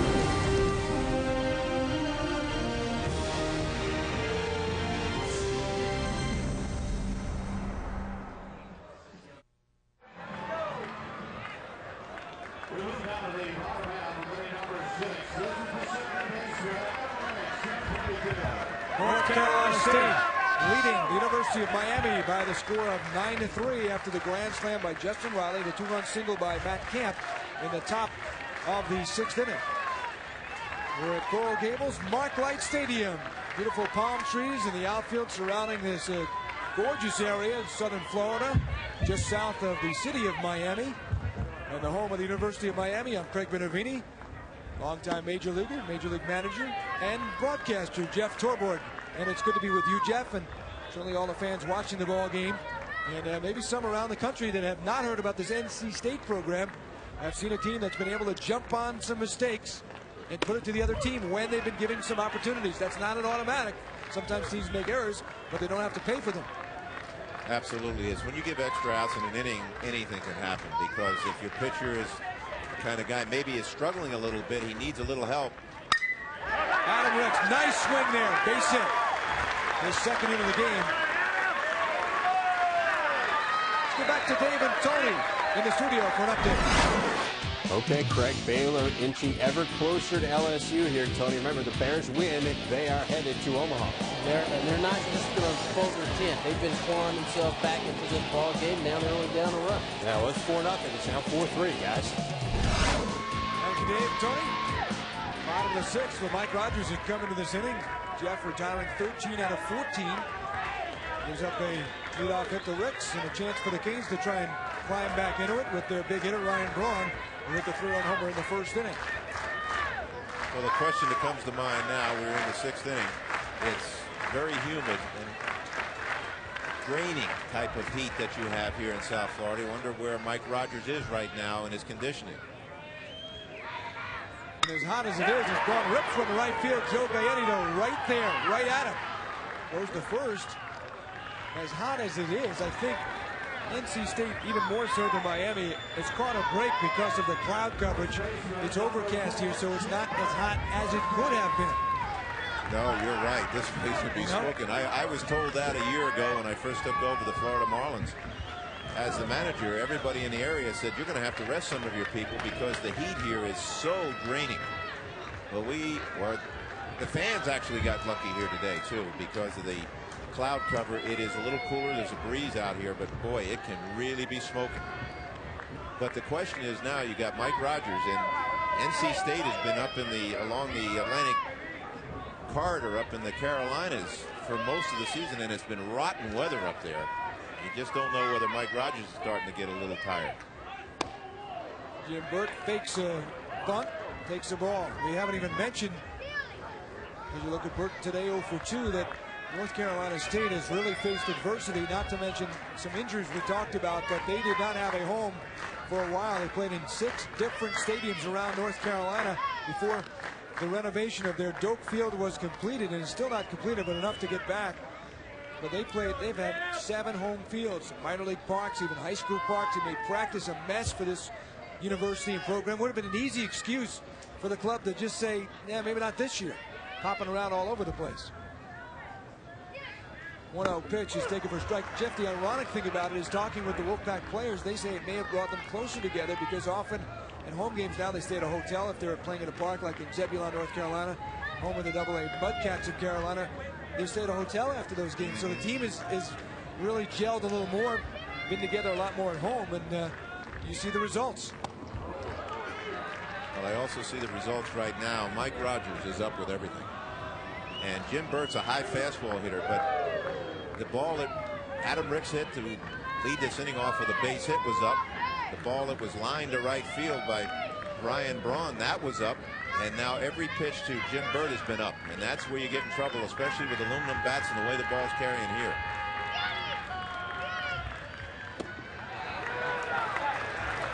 Well, it's 3 balls and 1 strike, and thus far, no action for North Carolina State in their bullpen.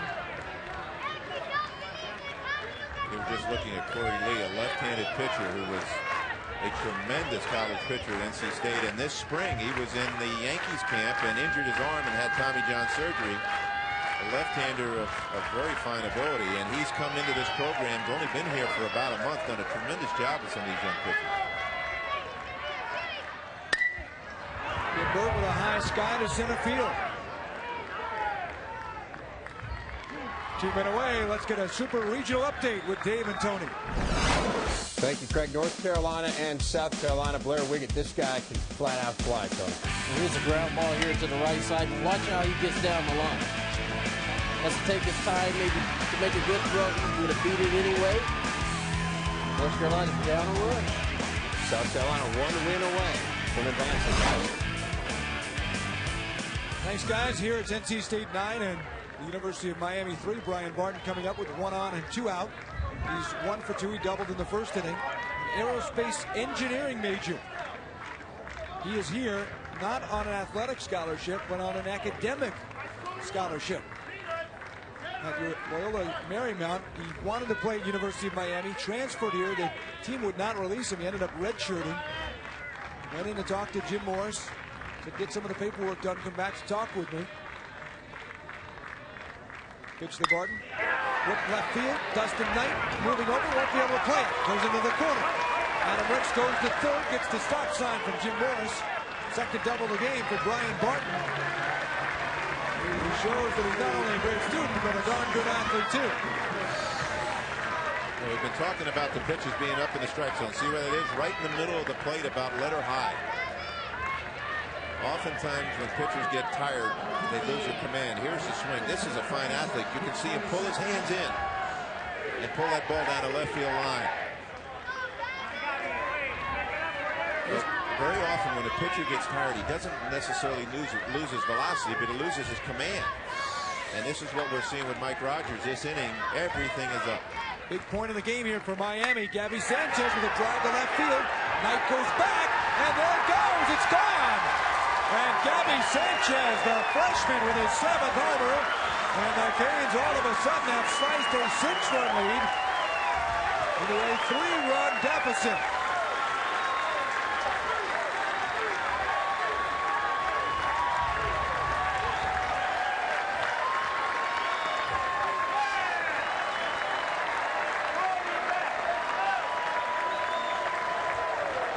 A big hit for the Canes, not just because of the 3-run shot, but with 2 outs and 2 on, Jeff, and when you're down 6 in the 6th, you want to grab back a few, and they got 3 right here. They sure did. There's what we're talking about. He's not trying to throw the ball inside. He's trying to get it away. He leaves it in the middle, to the middle in, and it's out of here. What you're trying to do there is throw strikes down away from hitters. If you can get it down there, you might get a ground ball or a fly ball, but if you get the ball elevated in the strike zone, then the result normally is elevated. We told you this was a young club coming in. Well, just look at the run production.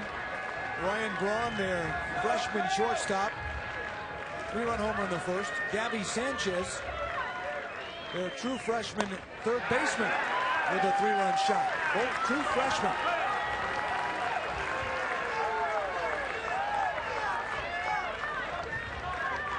On Joey Hooft. Still no action in the NC State pen. And one of the things you think about as a coach is how do you get to your closer? And normally, and both these clubs have good closers, but NC State has maybe the best closer in the country in Joey Devine, but you're talking 6th inning. You still got 3 innings or maybe 2 innings to go before you can even turn to him. And just trying to gut it out here, I believe, with Mike Rogers. And really, aside from their starters, they're thin in the pen. It's not a strength of the ball club, aside from the closer that Jeff talked about. Starting pitching has been very good. Vern Stereo pitch in the game tomorrow, a 3.04 ERA. Nate Quadarolo is due to pitch if there is a third game. Also, Philip Davidson, pretty good starter and reliever. Inside, ball 4. Looks like they're going to try and at least get through this inning for sure with Rogers. Now here comes Corey Lee. I think he's out of gas. I know I'm a long way away from here. And, you know, the farther you get away from the dirt, the smarter you get. But he started to look in the very beginning on the first couple pitches of the inning that he was tired.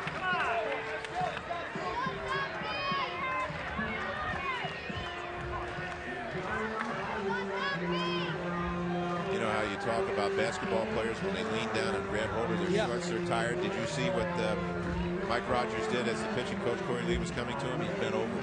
Yep. Tonight, ABC Sports heads back to Anaheim for Game 6. New Jersey has a chance to raise the Stanley Cup. The Devils lead the series 3-2. Stanley Cup Finals on ABC presented by...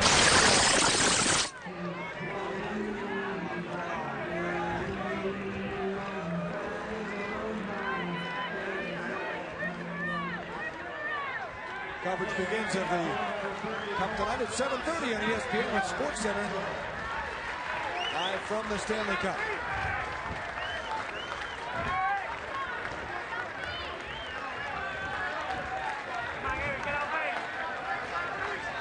San Pedro is 0 for 2 in the game. He's a catcher at 309 this year. One of the hardest workers off the field. Got the bat going. He gets it going there. Down the line in the corner.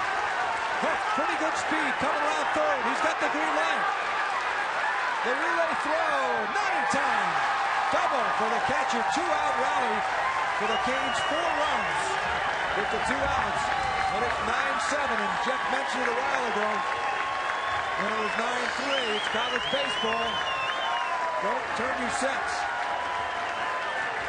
Now watching all these pitches this inning, they're almost all right in the middle of the plate. Mike Rogers is unable to locate this inning. And the Hurricanes from Miami are making him pay. Here comes Joey Hooft coming home. You can see Colt Morton try to get out of the way. He got hurt about 2 weeks ago in a play just like that. He got banged up left knee, so he's jumping out of the way there. A lively crowd. As you look around, you see a lot of smiles all of a sudden at Marklight. Richard Giannotti takes a strike. It helped the Hurricanes. That ball sort of wedged under the plastic banner there a little bit. Stopped it and bounced off. And Hook got the green light as he rounded second, headed to third. He got an early green light from Jim Morris.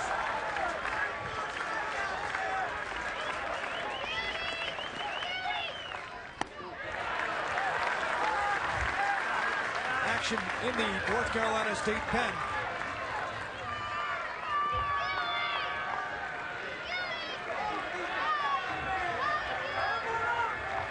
Brandon Chipwash is throwing. 2 balls and a strike. He talked about the location and spotted it earlier about his stuff. He had retired 13 out of 14 coming in. And don't forget, he did have a situation with 2 outs and just 1 runner. And Brian Barton really got it going with a double, and then Sanchez fouled with a 3-run homer. That's outside. And Giannotti may be the number 9 hitter, but don't get fooled with the number 9 slot. He's a .356 hitter. 90 pitches now for Mike Rogers. Yeah, the trouble when you're thinking of pitch count too is this. Mike Rogers had a tough first inning. Threw a lot of pitches in the first inning, and that does catch up to you later on. Well, he had a good 3-1 cut. Full count now. Giannotti, an occasional power guy, had 3 homers this year, but a line drive hitter. Considered to have a high ceiling as a 20th round pick of the Giants a few years ago. You know, it's interesting. You can look at him. Giannotti's got a shoulder brace on his left arm, and as you can see, that was a grip. We talk about grips. That was that 2-seam grip. 3-2 pitch.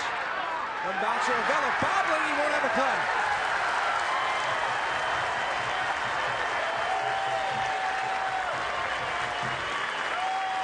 And on the shortstop, it was sharply hit by the 1 bouncer of Chad Avella. As we mentioned, we haven't seen a ball take a true hop here today. Let's see how this, did it take a bad hop? No, it really didn't. He laid back on it. He played a little too safely. If he had quick feet and gotten in front of it, he'd been better off. See how he laid back on it?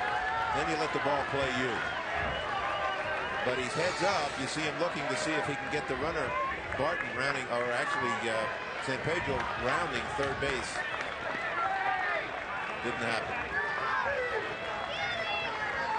4th error of the ball game. First one for the Pack. Here's the leadoff hitter, Danny Figueroa, 9th man to bat in the inning. Takes a strike.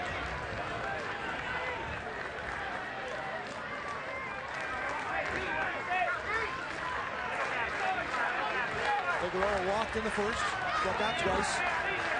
Richard Giannotti leading for first for Miami.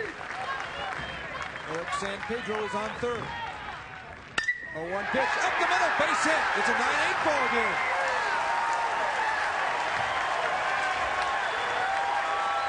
All of the runs scoring with 2 outs. I guess you'd say that's just the mark of a championship-type program, the battle back. That really is. These kids have been known to put the ball in play. They hit .320 as a team, and this is their leadoff hitter, their outstanding center fielder, their table setter.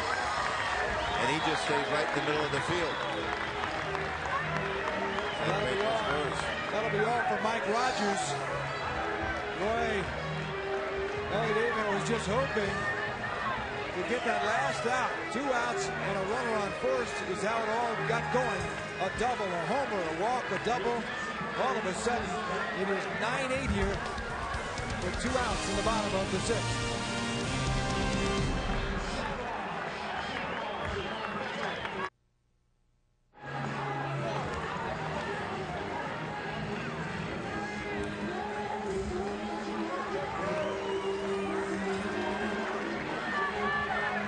Carolina State's lead of 6 down to 1 now. A 2-out rally knocked out the starting pitcher. In fact, both starting pitchers knocked out in a frame. And if you had an inning in your office pool, this would be the one to have. 6 for NC State, 5 for Miami in the 6th inning. And the new pitcher is lefty Brandon Chipwash. 5.88 ERA, 1-1. Started 3 games. This is his 12th appearance of the year. Got a .297 average, 30 hits in 26 innings. Walked 17, struck out 23. Brandon Chipwash is the name. Trying to get rid of the Canes here in the pesky 6th inning. Way outside with first and second. 1 ball and 1 strike. Chippewa last week was huge for the Pack. 4 scoreless innings and that 6-4 win over Western Carolina. That was in the championship game of the Wilson Regional. Allowed just 2 hits. That sent the Pack right here. Softly hit second base. Hargrave. Innings over. But Miami got back in the ball game with 5 runs. Gabby Sanchez, a 3-run shot. It's 9-8 after 6.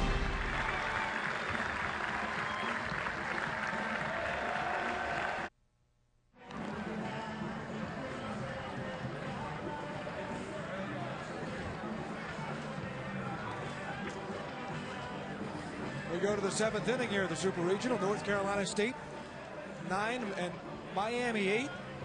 University of Miami showing some of that old tradition of battling and the mark of a champion. And they know all about championships. Like, how about Kevin Brown with a big bat and bases loaded in the 99 College World Series against Florida State. 6-5 Miami won the 99 title. 2 years later, Brown again with some more heroics, hitting a 3-run shot against Stanford. Miami led 8-0. Brown with 5 ribbies as they won the championship game by the final of 12-1. Their last of 4 College World Series championships. Last year, had a heroic win in the regional as Lee Mezestrano leads off. They beat the Gators in the regional but lost to South Carolina. They were 3 outs away from advancing to Omaha. And South Carolina came back with a 9th inning rally to beat them in the Super Regional. 1-1.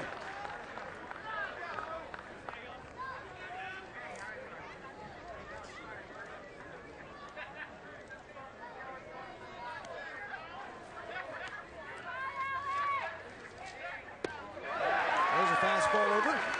But Alex Blanco came on the last inning. 1 ball and 2 strikes. The Canes are 4-0 at Marklight in Super Regional history. Never been beaten in a Super Regional game. That ball's down low. They beat ACC teams both times. Wake Forest in '99 beat them 10-2 and 8-1 to advance. And then Clemson in 2001, 10-8 and 14-6. So NC State would like to end that streak against the ACC in Super Regional here at the place they call the Light. Strike 3 looking.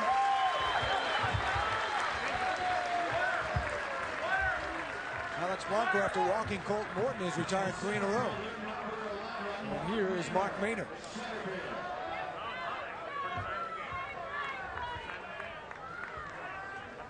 You know, as you look back in an overview of this ball game, you realize those extra outs because of errors have added so many runs on the board for both teams.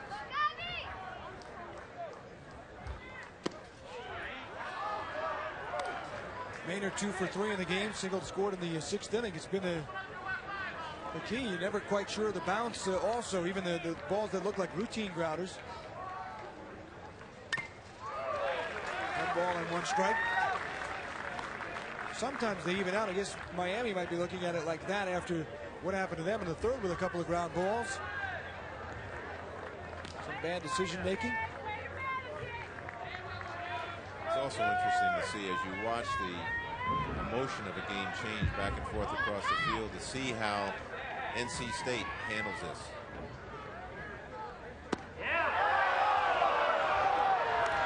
Of course, we always say in this game that pitching sets the tone. So if Alex Blanco does the job on the mound, or Brandon Shipwash shuts the other club out, that's where momentum goes, from pitch to pitch, basically. 17 runs, 19 hits in the game. Strike in the inside corner. 2 balls and 2 strikes. Good crowd here at Marklight Stadium. They were a little concerned this week in Miami that the timing of the game, a 12 o'clock game in the hot, humid sun here, would discourage some fans from coming out. They just keep coming. You keep looking out to the bleachers. Ground ball to third base. Backhanded by Sanchez. Long throw is a good one. And he gets the out. Nice play by Gabby Sanchez. That was a nice play by Sanchez at third base. And also a nice play by Jim Burke, cheating off of first base just a little bit. Maybe cheating's not the term Makes it look like it's illegal, but what he did is move off and make it look close. Watch this throw. This is a nice throw. Stop, good arm strength. Watch Burt sneak off the base. Aha. A little quick move there. They get away with it. There's another one, so why not? Well, they do that at all levels, I think, at first. Adam Hargrave, and it's not to say that his foot wasn't on the base precisely. It's just such a split second, and that's the difference, safe or out. Well, it makes it look like it looks good. Yeah, he's up by a mile. Yes. Adam Hargrave, the number 9 hitter in the North Carolina State lineup. He has scored a run. He's 0 for 3. Scored on a fielder's choice in the 6th inning. Reached on the fielder's choice. Scored on the hit by Matt Kemp.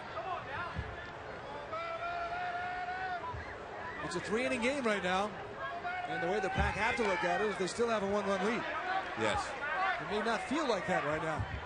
Well, they got such a good closer in Joey Devine. If they can hold this lead for an inning or an inning plus, they might end up getting their closer in the game. But with the way these two teams swing the bats, I don't know what kind of lead is really safe. Missed outside, 3-1. The Canes this year average 8.8 runs per game, 8th nationally, 4th best in UM history. And actually right now among the teams remaining in the tournament, it's the 2nd best. Arizona State leads the nation among teams still remaining, averaging 10.4 runs per game. So the Canes are right there at 8.8. Now North Carolina State averages 7 runs a game. Rely a little more on the power, a little less on average.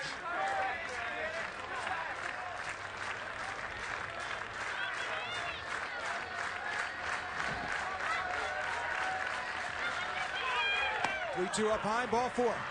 Nice at bat for Adam Hargrave. That's what they're saying in the Pack dugout. On the other side, yes, they're saying throw strikes. Well, you also have a situation now with 2 outs. Hargrave has stolen 10 bases this year. And now the base runners for the Wolfpack are not facing a real sneaky left-hander. They've got a right-hander in the mound, so it'll be interesting to see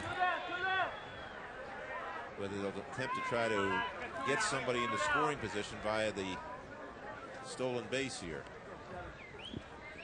Matt Kemp, good hitter. Campbell throws the first. He was walking off. He thought he had it.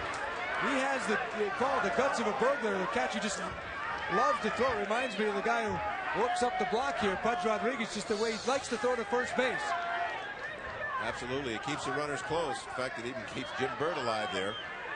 But I also noticed with Alex Blanco, he's very quick to the plate. He barely lifts his front leg, so. 1-0 pitch. Shallow left field, hoof coming on. Routine play. North Carolina State leaves a runner. We go to the bottom of the 7th. Pack lead by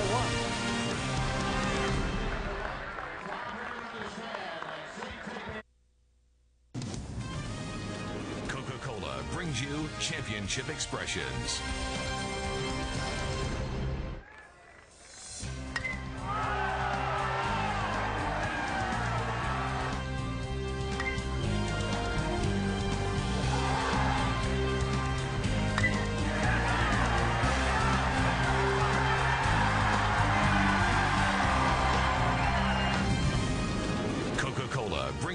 Championship Expressions. Coca-Cola, real. That is why they play college baseball on this level. Mark Light Stadium, Coral Gables, Florida, the Super Regional. 2 out of 3 series popped up on a bunt attempt by Ryan Braun, caught by Colt Morton. The power hitting Ryan Braun trying to get on base. A lot of people say, well, why would a kid do that who leads this team in hitting? One of the reasons he does it is because he is part of this team. Try to do the little things to win, get base runners on. This is not the kind of club that leans back and waits back for the 3-run homer.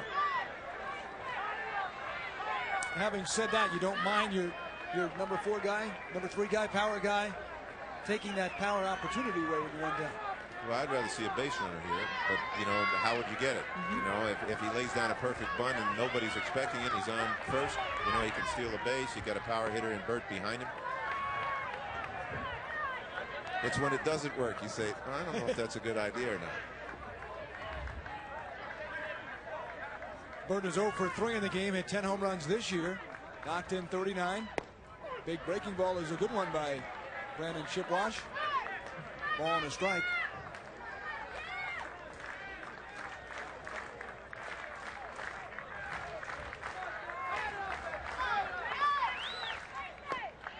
Fastball on the corner, 1-2. Burt, the cleanup hitter for the University of Miami. He's a junior. He's got to make a decision. Drafted in the 35th round this past week by Toronto, the co-captain. Curveball. It's a foul ball. He's also an academic All-American. You wonder whether a young man who's such a good student will say, even though he was drafted, but the draft was way down the list, get his degree. Be interesting. Have the fun of playing one more year at this level. 1-2. Ground ball softly hit. Tough play. It's off the foot, though. It's a foul ball. Last chance for college baseball for you in your life, and he's got another year of eligibility. You know, it's a long time. We'll see the replay here where he hits off the. Did it? No, it didn't look like it. His foot looked like it hit in front of his foot. That's a good acting job. Maybe his future is in Hollywood. I don't think that hit him. That's a pretty good trick, though. Yeah. I thought he would have beat it out, though. I don't know. 3.82 grade point average.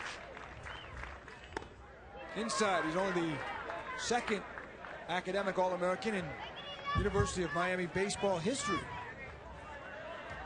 Well, that showed his intelligence to slide down there, because I don't think he's going to beat that ball out, but good reaction. Jeff Morrison was a 3-time selection on the academic list in the 70s and into the 80s.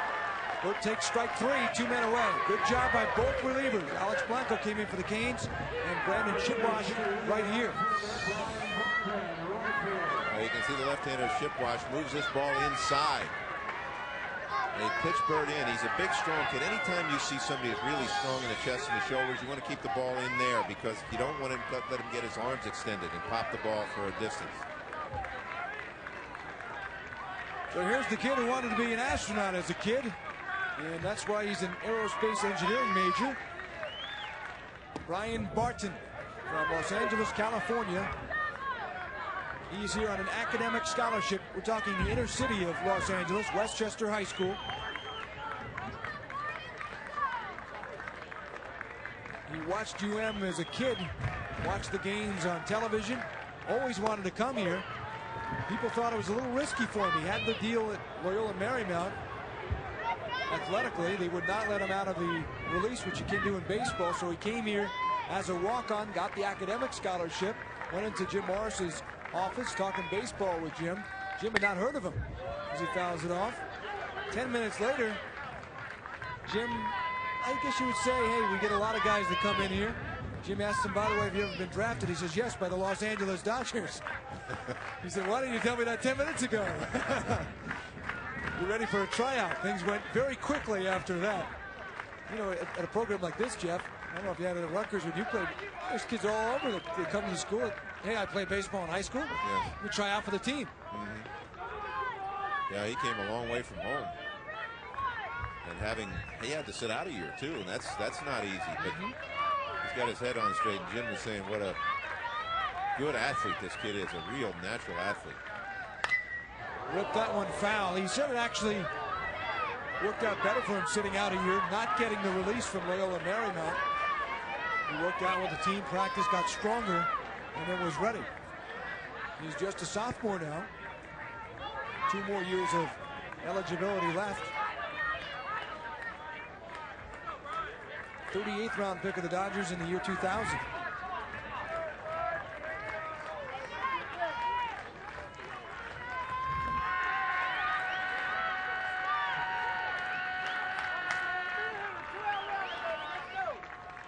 Martin asks for time from the home plate umpire, Ken Elridge, who's a sales manager at Sonny Bryan's Smokehouse in Frisco, Texas.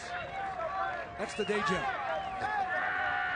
He's seen some smoke, but not a lot of it from these off-speed type pitchers here today. Strike 3 on Brian Barton. 1, 2, 3. Good job by Shipwatch. After 7, it's still North Carolina State 9-8.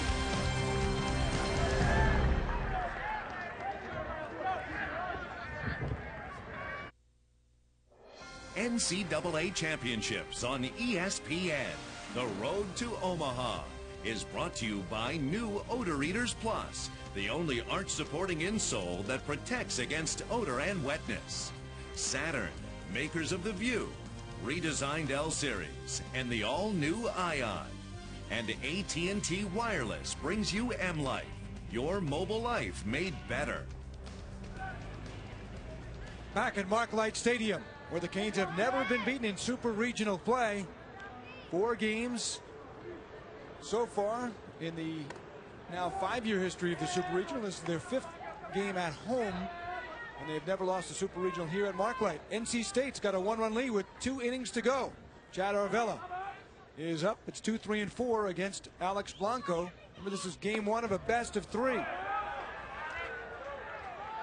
Jeff and I will be back with you on ESPN tomorrow at 2:30 in a regional coverage of the game for game 2 of this series. And if necessary, we'll have a Monday afternoon game on ESPN with the winner of this series going to Omaha, one of the 8 slots.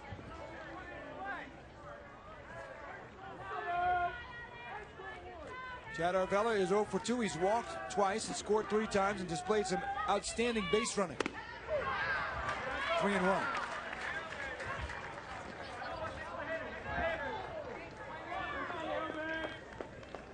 Relief has done a good job so far. Blanco and Shipwatch. It really has.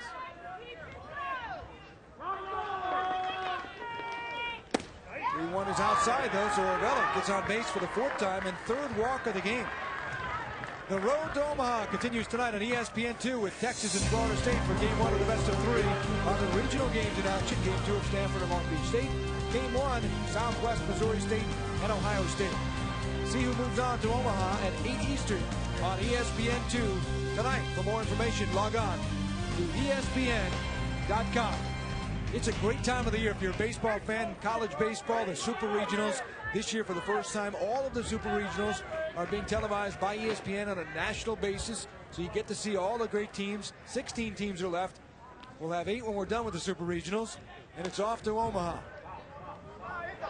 That catches batter, hit his arm. Oh, home plate umpire Ken Elliott says no. That's a swing and a miss. Justin Riley said it hit his arm.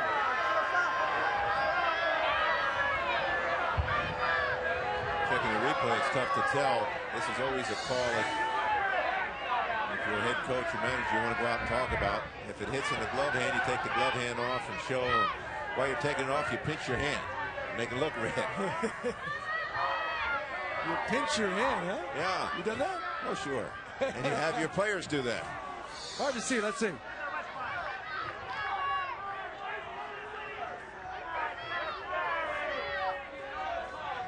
That was still tough to tell. Sometimes it hits the knob of the bat on the bottom and it'll pinch your hand a little bit. Sometimes it slide off your hands, but Jim Burt's a better actor. I didn't hear the little aluminum tick from the bat. Justin Riley has the big hit in the game so far, the grand slam in the 6th inning. An inning prolonged by a Miami Hurricanes error. He is 2 for 4 in the game. Swing and a miss. Riley now with 18 home runs, 1 shy of the guy on deck. Hope Morton for the club lead. He definitely doesn't get cheated. Well, he goes up to the swing. He had a walk-off home run in the regional.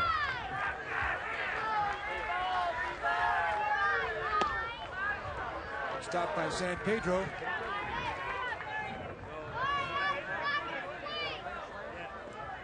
Arvella is on at first. We talked about his fine base running abilities. Also could steal a base, 10 steals in 12 attempts. San Pedro catching has thrown out 14 out of 35, 40%. Very good numbers for a catcher. Ground ball softly at Burke. Throws the short for 1. Can they get the double play? No, he did not have his foot in the bag, I think. It looked from here like he was straddling the base, and then he tapped it too late. Nice play by Jim Burt.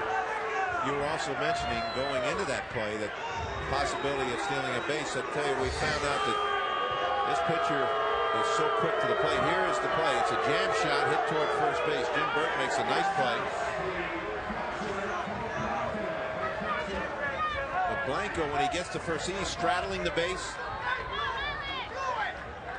He touches it too late. It looked like he really got his feet a little jammed up getting over to first base because the throw was good enough to get the double play. And obviously had plenty of time. It does amaze me sometimes when the pitchers do it with such fluidity because you're running very hard to first base. Of course, you're taught at the last moment to come up the line to go in a straight line. And there's a lot of movement there for a pitcher. They make it look easy when you see it done, particularly on the big league level, but even here at this high Division I level where the pitchers make that look like a routine play, but it takes a lot of practice. It does. It takes, they call it PFP, pitcher's fielding practice. You do it all the time, over and over and over. And Blanco is an infielder as well, and usually you would think an infielder who had that good quick feet wouldn't have a problem, but he's straddling that base like he was taking a throw to throw a tag down. 2-1 now in the big inning catcher, Colt Morton, who delivered an RBI single in the fifth. He's 1 for 2 with 2 walks. He's driven in 52 this season. Hey, there's one thing when you look at Colt Morton, you don't want to make a mistake on him out over the plate, in the middle of the plate. He's got these long arms like Richie Sexton. Takes a strike, 2 balls and 2 strikes. I think he just took his pitch. I think he'd like to have that one back. Colt Morton, who said, "This is why I wanted to play college baseball, growing up in South Florida and watching the Hurricanes coming down here as a kid with my dad and friends. And now, as the baseball circles would have it, he's here with a chance to send NC State to the College World Series for only the 2nd time in their long school history. They won in 1968. Of course, they're going to have to knock off the mystique, the tradition, and the 2003 edition of the Hurricanes, who have won 4 national championships during Colt Morton's life. Popped up. Burt's got it. Well, let's see. We were talking about an academic All-American. You know what he was trying to do? Replace the runner. Colt Morton doesn't run well. The big 6'6" catcher doesn't run well. Justin Riley's at first base, has 10 stolen bases. So, first baseman Jim Burt, being the academic All-American, says, "Hey, I'll drop this thing and we'll switch the runners." Pretty good idea. Even with the bounces here, huh? Yeah. He is a good actor, even with a facial expression. Well, good job by Colt Morton running down the line and not assuming what you thought would be an easy pop-up. There he is. I think that is Jim Burt. Yes, sir. A former nose tackle of the New York Giants, San Francisco 49ers, 2-time Super Bowl winner and an undrafted free agent as well. Another scrappy guy who played actually collegiately right here at the University of Miami. Jim Burt, a Northeastern kid, obviously. Jim, the Hurricane, grew up in Allendale, New Jersey. But because of his dad's connection to the University of Miami, he wanted to come here. Jim also, and speak of Jim Jr. at first base, was a terrific football player, 2-time All-State first team in New Jersey. And you talk about baseball, New Jersey has some football players as well. And Jim was telling me yesterday, because of his height, 5'10", 5'11" guy, he figured that baseball would be the better route for him, like the sports equally. 1-2 pitch. Joe Gaetti takes. Joe's got some of the mannerisms of his dad, Gary Gaetti. Boy, Gary was the kind of guy that you could point out to kids and say, this is the way the game's supposed to be played. Real hard-nosed player. Joe has some of the mannerisms.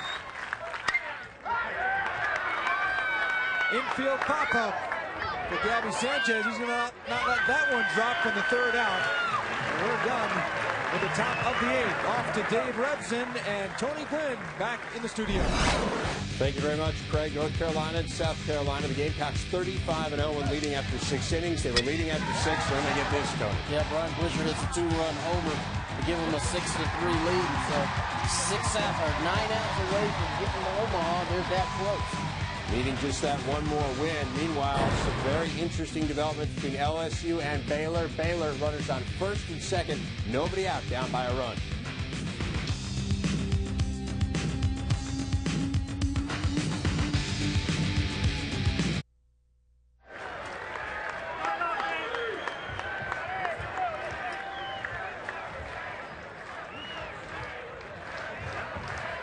Back at the Super Regional in Coral Gables, NC State is thinking about six outs, one at a time.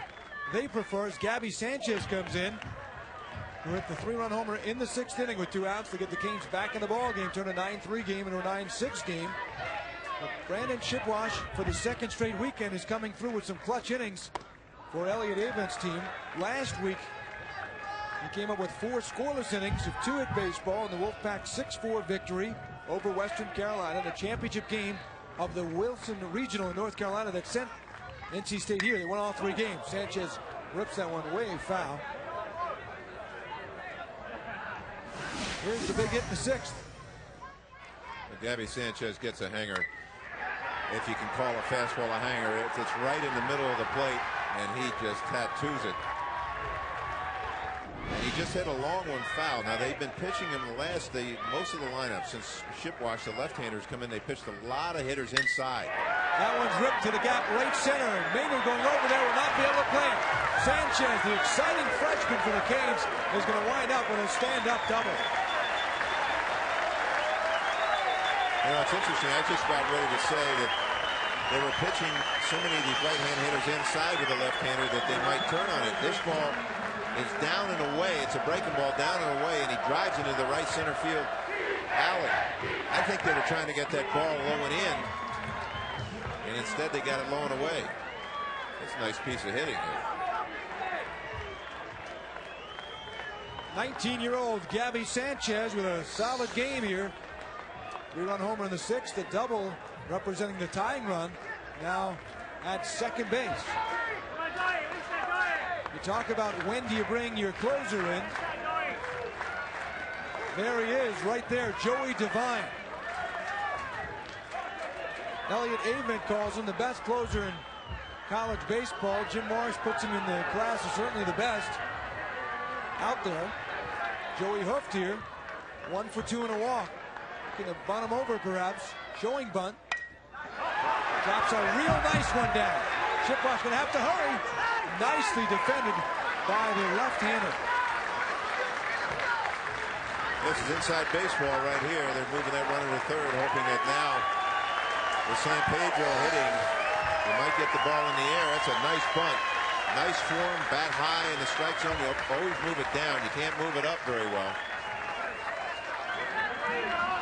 And North Carolina State defended it well. Chipwash got over and got it, made the throw. It's funny with all the assumptions and the hitting of college baseball, 9, 8, 20 hits at Jim Morris, very much a sort of a traditionalist in a way of just baseball managing, of moving a guy over. He'll even do that early in the game.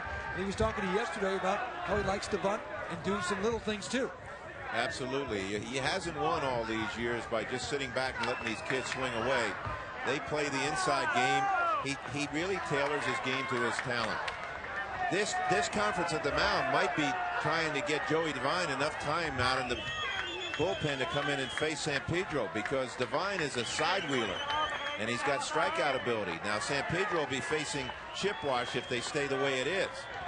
So I just wonder if maybe the NC State dugout sent Colt Morton out. I guess not. Yeah, that's what it did. I was just going to say, if your closer's warming up with a guy on third and 9 in the 8th, I mean, that's why he's warming up. That's what as you can see, why they were taking some time to get Devine ready. This guy has been almost unhittable. And a live arm, throws from the side. Got a knuckle-up curveball that he throws from the side, which I haven't seen too many guys do, but this kid is he's got a closer mentality. He's an infielder as well. He's only a freshman. Brandon Chipwash did an outstanding job, 1 2/3 innings, allowing the double. The Vermont State Special is coming up next. Here on ESPN, can Funny Side do it? Triple Crown? Do we have a Triple Crown in the making? I kind of like to see it. I don't know that sport well enough, but I'd kind of like to see it. They haven't done it in 25 years, I don't think. How about the owners of that? There's a bonus of $5 million if they win the Triple Crown. New York horse. That's what I heard from up Saratoga, right? Even the sounds in the horse are new. 11 Triple Crown winners. The last, wow, you have to go way back, 25 years ago, affirmed. 18 horses have won the first 2 legs, only to lose the Belmont. This is, I believe, the longest of the 3 races. Funny side, the 5th horse in the last 7 years to win the first 2 legs. How about that stat? 5th in 7 years. So it shows how tough it is to do it. Got to finish him off. Got to have the closure. Well, I'll tell you what, talking about finishing it off, this can be perceived by Elliott Avent right here as trying to close this game. He's doing it in the 8th, but what he needs now is a strikeout because he's got a runner at third base against him. That's why Jim Morris bunting him over. Now you bring your closer in to face a big right-handed hitting catcher who struck out earlier in the game on a ball up and in. And what Miami's trying to do is get the ball in play somewhere here to tie this game up. Well, for Elliott Avent, this is the Kentucky Derby. It's the first leg of potentially 3, but the first one is such a big one. To win that game 1, then the pressure goes to the other team because you only need to win 1 of the next 2. And you're sitting pretty, particularly if you're the visiting team here in this situation where NC State comes in playing at Miami in games 1 and then game 3 if necessary. Tomorrow here at Marklight, North Carolina State will be the, quote, home team, batting last in the game. They're 11-2 in the 1-run game. So Joey Devine already 3rd in NC State history with 14 saves. Did we mention he's just a freshman from Junction City, Kansas? What a great freshman year for him. He is a hard nose. When we talked to Coach Avent, he said he has that closer mentality. This guy was at all-conference in football a couple years in high school. That's the kind of attitude he's got. He's a hard-nosed kind of go-at-it type of guy with that low, funky arm angle and a good live arm. Funny when you look at the media guide for Joey Devine coming in here as a freshman, it says a two-way player with the potential to help the Wolfpack both at the plate and on the mound. I guess he has fulfilled the potential and then some. Eric San Pedro, first pitch with a tying run, 90 feet away, fouls it back. You know, it's interesting when you see a guy throw 3-quarter out from the side, you think right away, well, he's going to go against a right-handed hitter opposing him, going to go low and away. He didn't. He went in. 0-1 pitch outside. 1-1 to Eric San Pedro. He's a year ago, he was a light hitting catcher. He worked awfully hard after practice. The most improved hitter, according to the hitting coach, Gino DeMaria, the first base coach for the Canes. Takes ball 2, worked his tail off in the fall.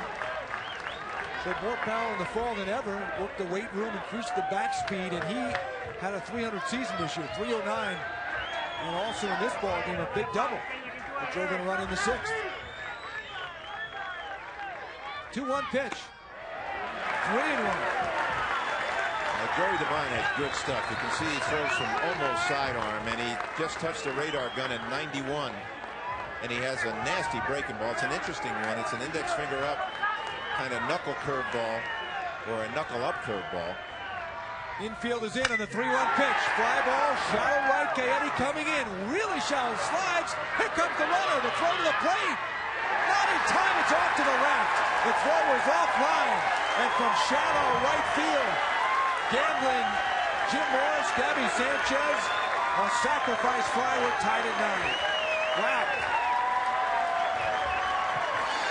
Now this is interesting. Now he just put the ball in play, but I'm a little surprised that Joe Gaetti slid on this ball. Now he was able to get up and throw real well, but it was almost like it killed his momentum just a little bit. This is a nice piece of hitting by Eric San Pedro. He's facing a tough pitcher. He's just trying to put it in play. Aggressive base running. You know, Jeff, looking at the runner there, Gabby Sanchez, it looked like he was going regardless. He did not wait to see the slide. You didn't see any hesitation. Ball caught, and he took off. Yes. That might have been the game plan coming in. Plant the seed, basically anything The outfield arms, we were told, are fairly good. The Canes did not have a lot of scouting reports on North Carolina State, but watched the practices a little bit, the drills before the game, outside the Giannotti. Yeah, I watched infield with both clubs yesterday. The outfield throwing arms for NC State are average arms. They're not just great big arms. That was a nice athletic play by Joe Gaetti, but it looked like his rhythm was broken up when he slid. That's right. As well as he bounced up, which was about as good as you could bounce up, it did seem to throw it off a little bit. Yeah. A good throw easily would have had Gabby Sanchez. Giannotti fouls it off. He's the number 9 hitter, 356 hitter coming in. 0 for 3 in the game. It's been a very interesting and exciting ball game. The Road to Omaha Super Regional, game 1 of this best of 3 from Marklight Stadium in Coral Gables, Florida. Craig Minervini with Jeff Torborg. The Belmont State Special is coming up next here on ESPN. We'll be with you tomorrow afternoon for game 2 of this series on a regional basis. And then, if necessary, Monday afternoon for game 3. And how about the swings of momentum in this game? 2-2 pitch. Ground ball hit to Adam Hargrave. We'll go to the 9th, and it's 9's wild here.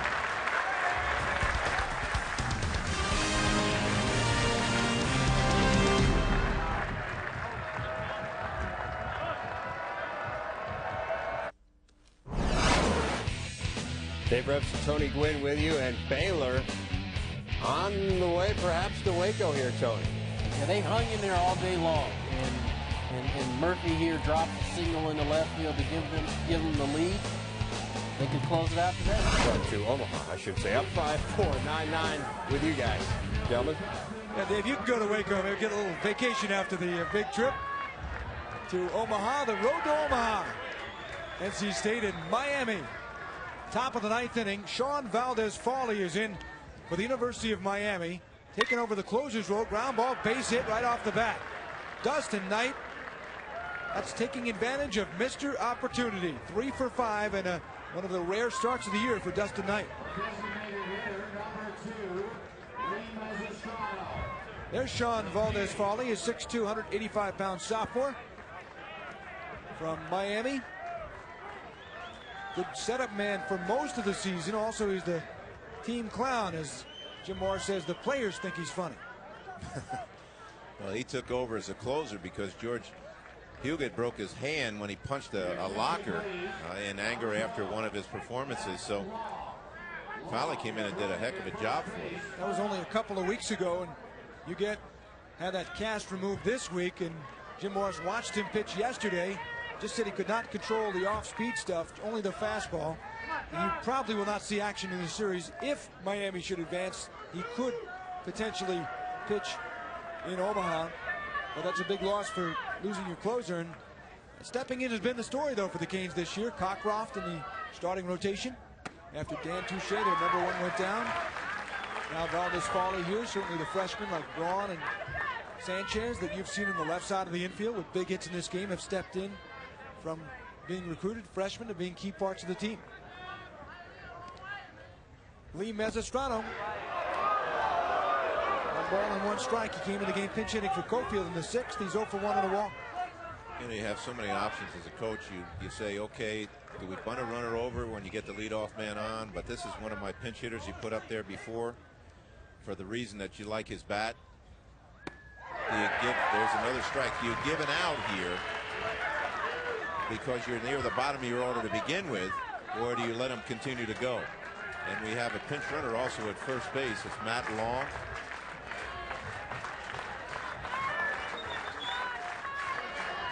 You play for 1 run, you have your closer in the ball game already, Joey Devine. You'd think almost if you were playing for 1 run that you would lay 1 down here with your closer on. The only problem is you're down your 8th and 9th hitters if you give yourself, if you bunted them over here and you gave away an out. Plus, there's always the thought, you've got a runner at first base and you got a big hole over there because Jim Burt, the first baseman, is holding the runner on. You've got a left-handed hitter at the plate. You say, okay, I've got a hole over there. Maybe he can pull one in the hole. So instead of giving up an out, he's going to let him try to hit. 2-2 pitch. Swing and a miss. Strike 3. Unproductive out there. Back to the studio, Dave and Tony. Okay, thanks a lot, Craig. So as we told you, Baylor 6 outs away from its first trip to Omaha since '78. But guess what, Tony? Yeah, changed with one swing of the aluminum bat in college baseball. Clay Murphy with a solo home. That ties this one up at 5. Thank you, Dave and Tony. We're tied at 9. Top of the 9th inning. Number 8 hitter Mark Maynor, a .311 hitter this year, has had a good ball game, 2 for 4. Left-handed bat into the alley in left field. Figueroa will not get it. Grounding is Matt Long, coming toward third, getting the green light, now being held up. He'll turn and then come back as third base coach Billy Jones was able to kind of eye the play a little better and then held up his runner around in third. First and third, 1 out. Well, you said that Mark Maynard's had a good game. Here's another ball. He just lays the head of the bat out there and hits the ball in the left center field. The ball hits the bottom of the wall and almost kicks away from Danny Figueroa, and he makes a good recovery because the pinch runner, Matt Long, was flying around second base and then had to hold up at third.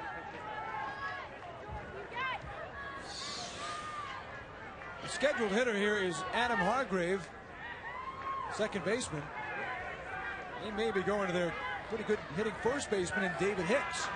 I think that's exactly what they're doing. Yeah, they're going to the big left-hander. David Hicks has 3 home runs and 30 RBIs this year. Hit .293. Had 6 home runs last year. Ladies and gentlemen, Wally Wolfpack batting for Hargrave. Elliot Avon was tossing and turning him what to do over at first base. Hicks here started 45 games of the 61. Hit .293, knocked in 30, 21 doubles, led the Wolfpack this season. He is a good hitter. What they need now is a ball put into play and driven to the outfield if all possible. You know, not a strikeout, not a pop-up. Got to get a ball hit hard. Infield is in with second and third after the double by Maynard. And that's got to be even tougher, obviously, in college baseball because of the speed the ball comes off the bat with the infield in. Yeah, it does, and we found that this field is really fast, too, so the balls are shooting through, and remember, they're hitting with golf clubs, so. Ground ball up the middle, but right at Braun. Charity hop for Braun, and that could not have been placed better if you are a University of Miami fan. We've seen a bunch of chopping balls in this game, Jeff, get over the infield, but here was right in the glove. This is a bad at bat. The big guy, I know it's not easy coming off the bench, but he went after a bad ball way out of the strike zone. It was not a pitch he could drive. His head wasn't on straight for that at bat. I don't know how many times he's pinch hit, but that was not a good at bat. The Belmont State Special coming up next here on ESPN. Right one to Matt Kemp. Second and third now, 2 outs. North Carolina State looking to hand Miami their first ever home loss in the Super Regional. Just 4 games, but they did sweep Georgia Tech and Clemson in '99 and 2001 in the Super Regional. High chopper, second base. Handled by Ricks, got the high hop, throws him out, and Valdez falling, the Canes get out of it. Second and third, 1 out. And North Carolina State leaves 2 runners aboard. We're going to the bottom of the 9th.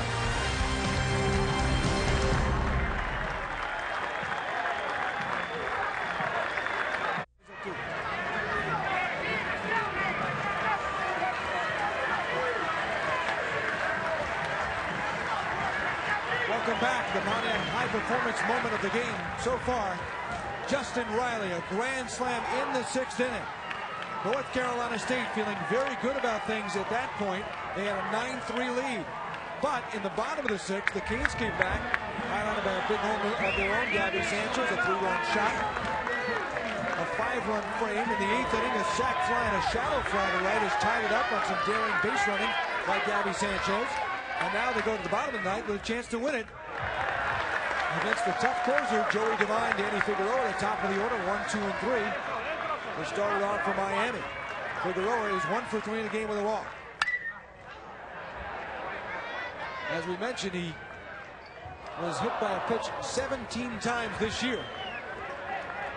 Second all-time in Miami history with a sidewinding righty. That's a combination that could come up again.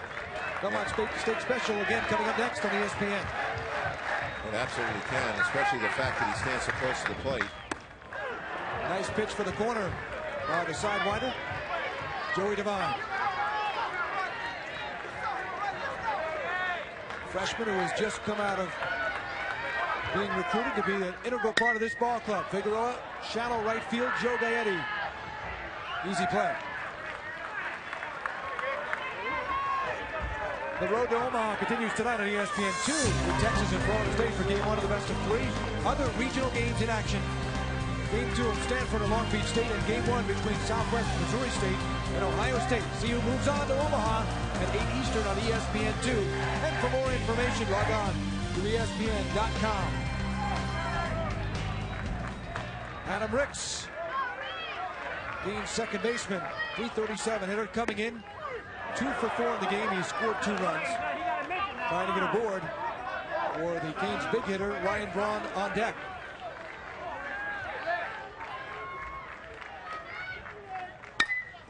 Chopping ground ball. Justin Riley throws to first for the out. Back to Dave and Tony for an update. All right, Craig, thanks a lot. More scoring in Baton Rouge as the Tigers have struck again, Tony. The long ball. Got a fastball up, thrown it out of the ballpark, gave LSU the lead again. Ivan Nakarada coming through right there. Meanwhile, don't forget, when your game is over, we still got lots more baseball over on ESPN2. South Carolina on top of North Carolina, 7-4. All right, Dave, thank you. Ryan Braun is up. The freshman who broke Pat Burrell's record for RBIs as a freshman at the University of Miami with 70. And it's popped a 3-run homer in the first inning here. Gets a chance with 2 outs in the bottom of the 9th to end this one in regulation. Braun struggled in the fall and really has shocked the Canes staff to be this productive this early. Look at that! Ryan Braun has done it!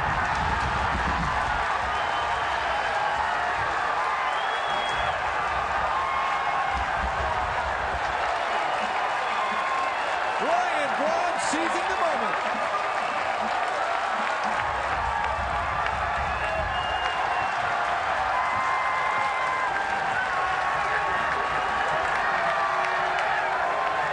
A walk-off, game-winning home run. His second of the game. And Miami takes game 1 of this Super Regional. Here's a hanging breaking ball. And Ryan Braun knew the minute he hit it, it was gone. A walk-off for the freshman. 2 home runs in a Super Regional. That's why he came to Miami.